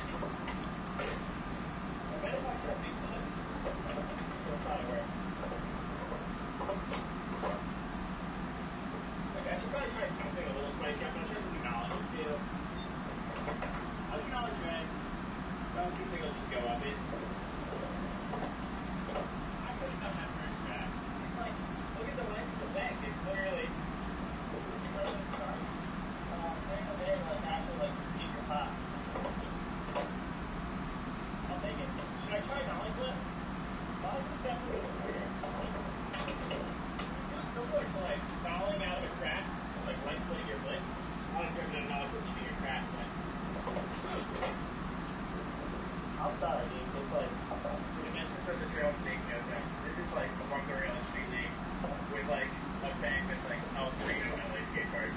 Like it's short and steep, and the rail's longer. Like honestly, if this was like maybe 4 inches lower and then just ended right here, that would probably be like everyone's favorite obstacle. And then you see like steep coming from also coming from this side, it's not wide enough to do any spinning tricks. It's actually not a good angle for backflips or anything. And then this side, you got to deal with that weird kick up. I don't know how to look at this design of this part. I don't know who built it, but it's got some weird choices. But it's very pretty. Like the colors are cool. I like the design. Very well with that. That's it. It's almost like a early 2000s skate park designer shot at modern skate parks that are kind of scaled down. So one of the good things about prefab mobile skate parks is they are easy to change around. I mean, you can just adjust the ramps. In Westminster, Maryland, it was a metal park. But I wouldn't say it was prefab, but it wasn't metal. And when the locals got pretty bored with the park, they just got people to come in and move stuff around. And just shifting those things around made it a completely different skate park. Not only did it change the flow, but you get a new gap. You have the rail facing a different direction where you can hop over it into a bank. It's all pretty interchangeable. And with prefab, it's literally built to come apart and switch around, so it would be pretty easy to like put a quarter pipe next to the top of it and transfer it over into it. And the consistency that you're going to get is pretty high. Every time you skate a prefab pyramid at a different part, it's going to be the exact same dimension, the exact same feeling. So there's going to be a familiarity to it. What you're not going to get is some of the things that I'm going to talk about at this part in the concrete section. The dimensions being wrong, and once it's wrong, it's over. You're not fixing it. They're not going to come here with a jackhammer, chop it out, just so they can raise up your ledge 6 inches. Whereas this, they can prop something under it or wedge it up 6 inches fairly easy. Concrete's permanent, so that means the flaws will also be permanent. It also bothers me a little bit when the rail's not special on both sides. So like if you skate it front side for regular, the rail's like lower and playful. Then if you skate it back side, you have to gap further out. And it's mellow enough that like where you can get on is borderline camera high because it's not steep. Which I do like about stuff like that because it kind of feels a little bit like, oh yeah, like this looks safer if you're actually doing that's what you're doing. Should I speed this rail? I don't want to. It's like I'm not it. I feel like Annie like wiping the floor saying it's a hard knock life right now. Like I do not want to be getting this thing going.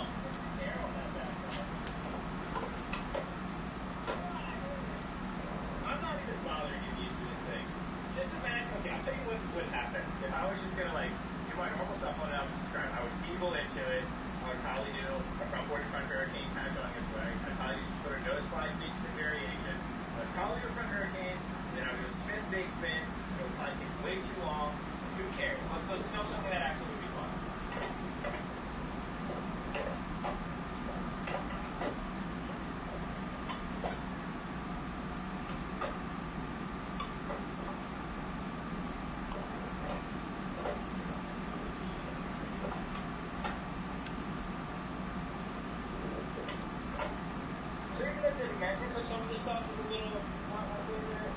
One thing that they absolutely rush, which I think is the most important thing in the entire world, is the quarter pipes. These quarter pipes on both sides are flawless. The coping's good, the steepness is good. This is like classic East Coast steepness. A lot of the stuff on the West Coast gets just a mellower bend and a more forgiving transition where it's like, I don't know, this stuff is just, it feels right, it feels correct.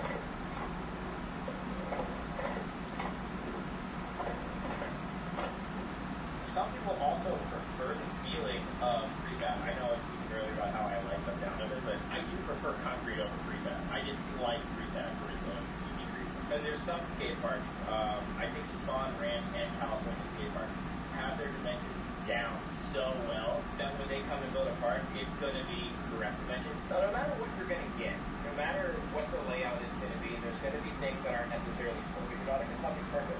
And you're always going to have things to complain about. But sometimes, for example, like the Euro Gap here, I actually had more fun on that Euro Gap than anything else in the skate park. And it is probably the most poorly designed thing in this entire skate park, if you don't count this pyramid that I'm leaning against right now, the prefab side, but the concrete side of it. So sometimes it ends up being a real gem. And I think a lot of people neglect parts of the skate park because it's not ideal dimensions. And I strongly urge you to go mess around on that flat bar that's in a bad spot sitting over the grass, or that hip that is like quarter pipe on one side, no reason whatsoever. Like, go play on the crappy stuff as if it's a street spot, and I swear it'll make you love your local skate park again, no matter how bad it is. And I do think that with concrete parks, you're more commonly going to get these weird, unique bends of concrete, or I don't want to say misboard things, but things that they had to pour a certain way to make the rest of the park work that leaves almost like a dead end somewhere. And in those dead ends, there's a whole lot of fun. I like this floating button, this one's a little off. Not as much room for creativity, not as much room for like what I would consider playing with your skateboard, even though it's all playing on the skateboard. I'm talking these door ground sessions with you and 4 of your buddies, and you're all just sitting in the corner, chatting it up, storming around on a log that fell over near the skate park. Like those sort of sessions happening inside of the say the final verdict is, I mean, obviously top dog the locals in the area, but concrete solutions are always give you more bang for your buck. As long as you get the right. Should I write the verse right here or right here? I think we're gonna write it up here. City concrete workers come here and do it because they will get the metric wrong every time. That is very, very important. A lot of times cities can see how much money they save when they hire their own local workers, and it is always a terrible idea. You need a skate park design company, whether it's Fifth Pocket, California Skate Parks, like Team Payne, like Song Ranch. You need some of these bigger companies to come in and do it right, because otherwise you're going to get wavy concrete and a complete nightmare. You look at a skate park like Big Town Skate Park in Baltimore. I know I'm being very specific with East Coast Skate Park because that's where I am right now. But yeah, if you find out that you are getting a prefab skate park, just make sure you pick what branch it is, because I promise it's not the end of the world. They make really good hair. You can make really good round rails. I've skated really good prefab round flat bars. Make sure they don't make it square. They like this hollow, square rails that have kinks in them. Never get those. Never, ever, ever, ever get those. Hopefully I've said some things that might be helpful while you're getting your skate park built and how to communicate that with whoever that's getting it built. I know. This is good background. I like just having this as background.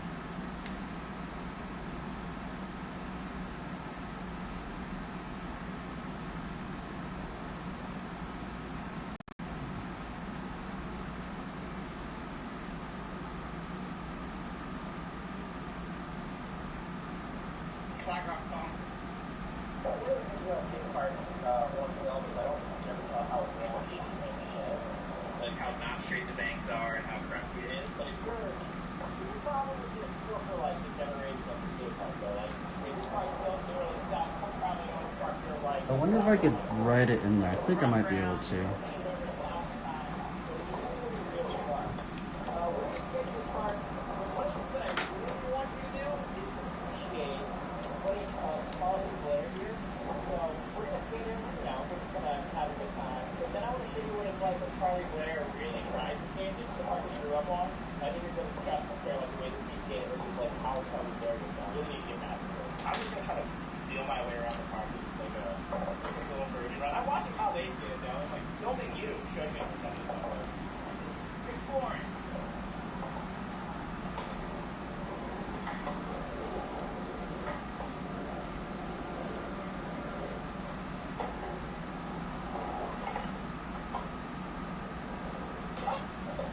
He said to all.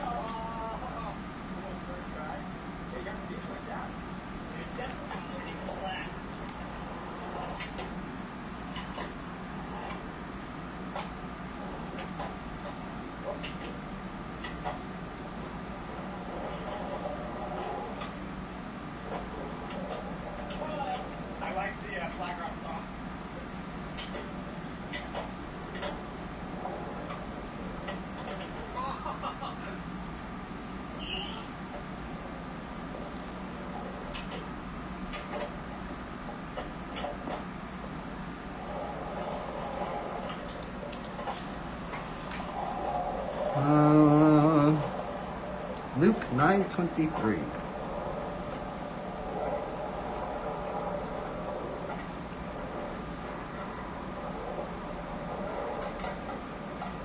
That was honestly so crazy.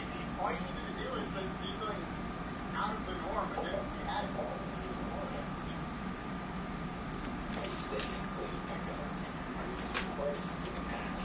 And dealing with all that mess, the drugstore swabs are definitely not made for the job. And how about the date? After a while, I just stopped cleaning my guns. Then I joined the vet. Look at that thing. That's a funny sheep. Sheep. Sheep. I feel like it's real. Sheep. Sheep. Sheep. Sheep. Really in transition. Could you do a safety pop rock like Ollie Ward into it? Sheep. Sheep. Sheep. Sheep. Sheep. Sheep. Yeah, you can do it. That's really cool. Real signature.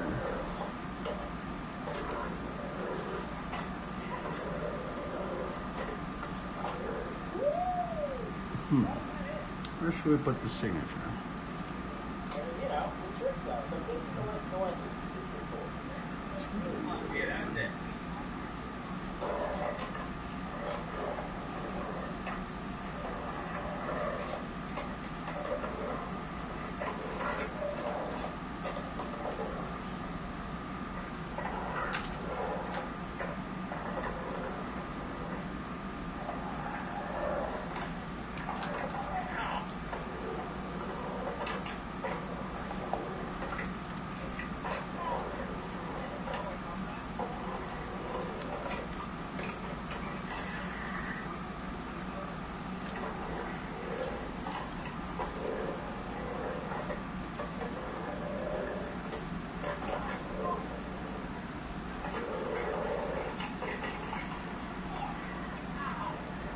Try.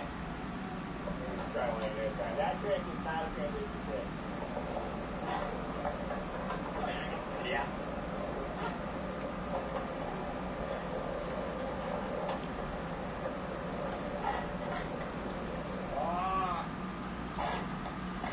I think I'm done. I was gonna put God Gospel on there. I don't think I'm done.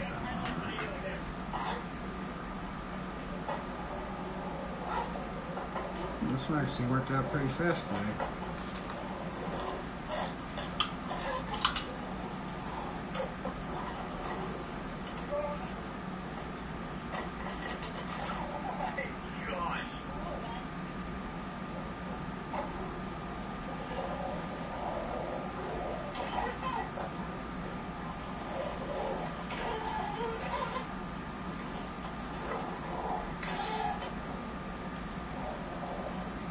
Okay, I take a thumbnail and I get to end the stream.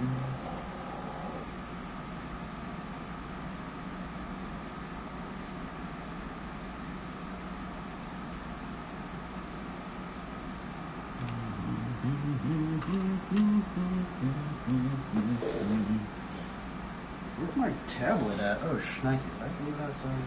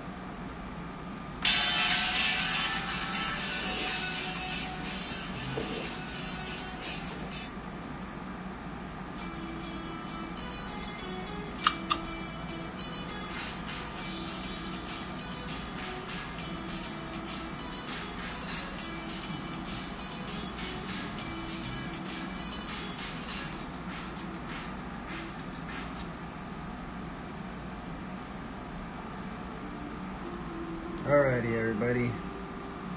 This is the drawing we got done today.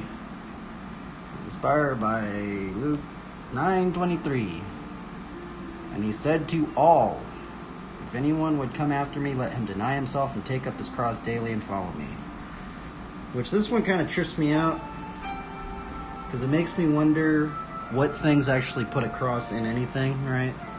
And I personally like to find crosses.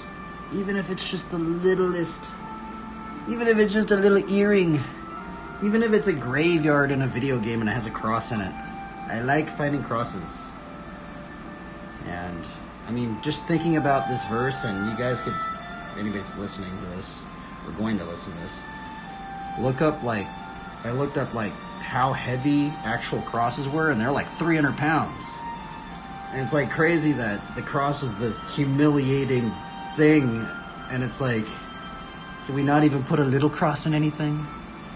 Like, how cool would it be if a video game could just put a little cross on something, man? Just like the Hollowed Ground card, the MTG card we drew today. You go back to the Bible study, we actually drew a card that had a little cross on it. So, can we at least bear a little cross? You know, the ones that the Lord was running, dude, the Lord was freaking getting whipped, mocked, humiliated. He still bore it, and he died on it. So, you know, we could think about that, and hopefully we could at least bear a little cross, right? Got a sheep eating. Nom nom nom nom nom nom nom nom nom. A monkey has a little seed. This one. Got the peace sign. They kind of sow peace or something.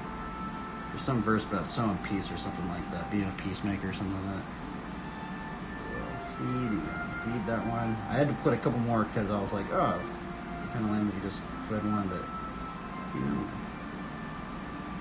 Try to make a joyful character. Got the shield of faith right here.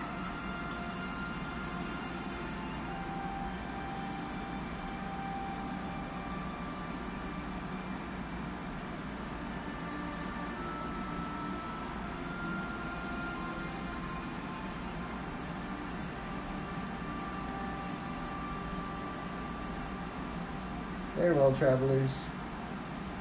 I apologize if I said anything wrong today. The Bible studies are gnarly.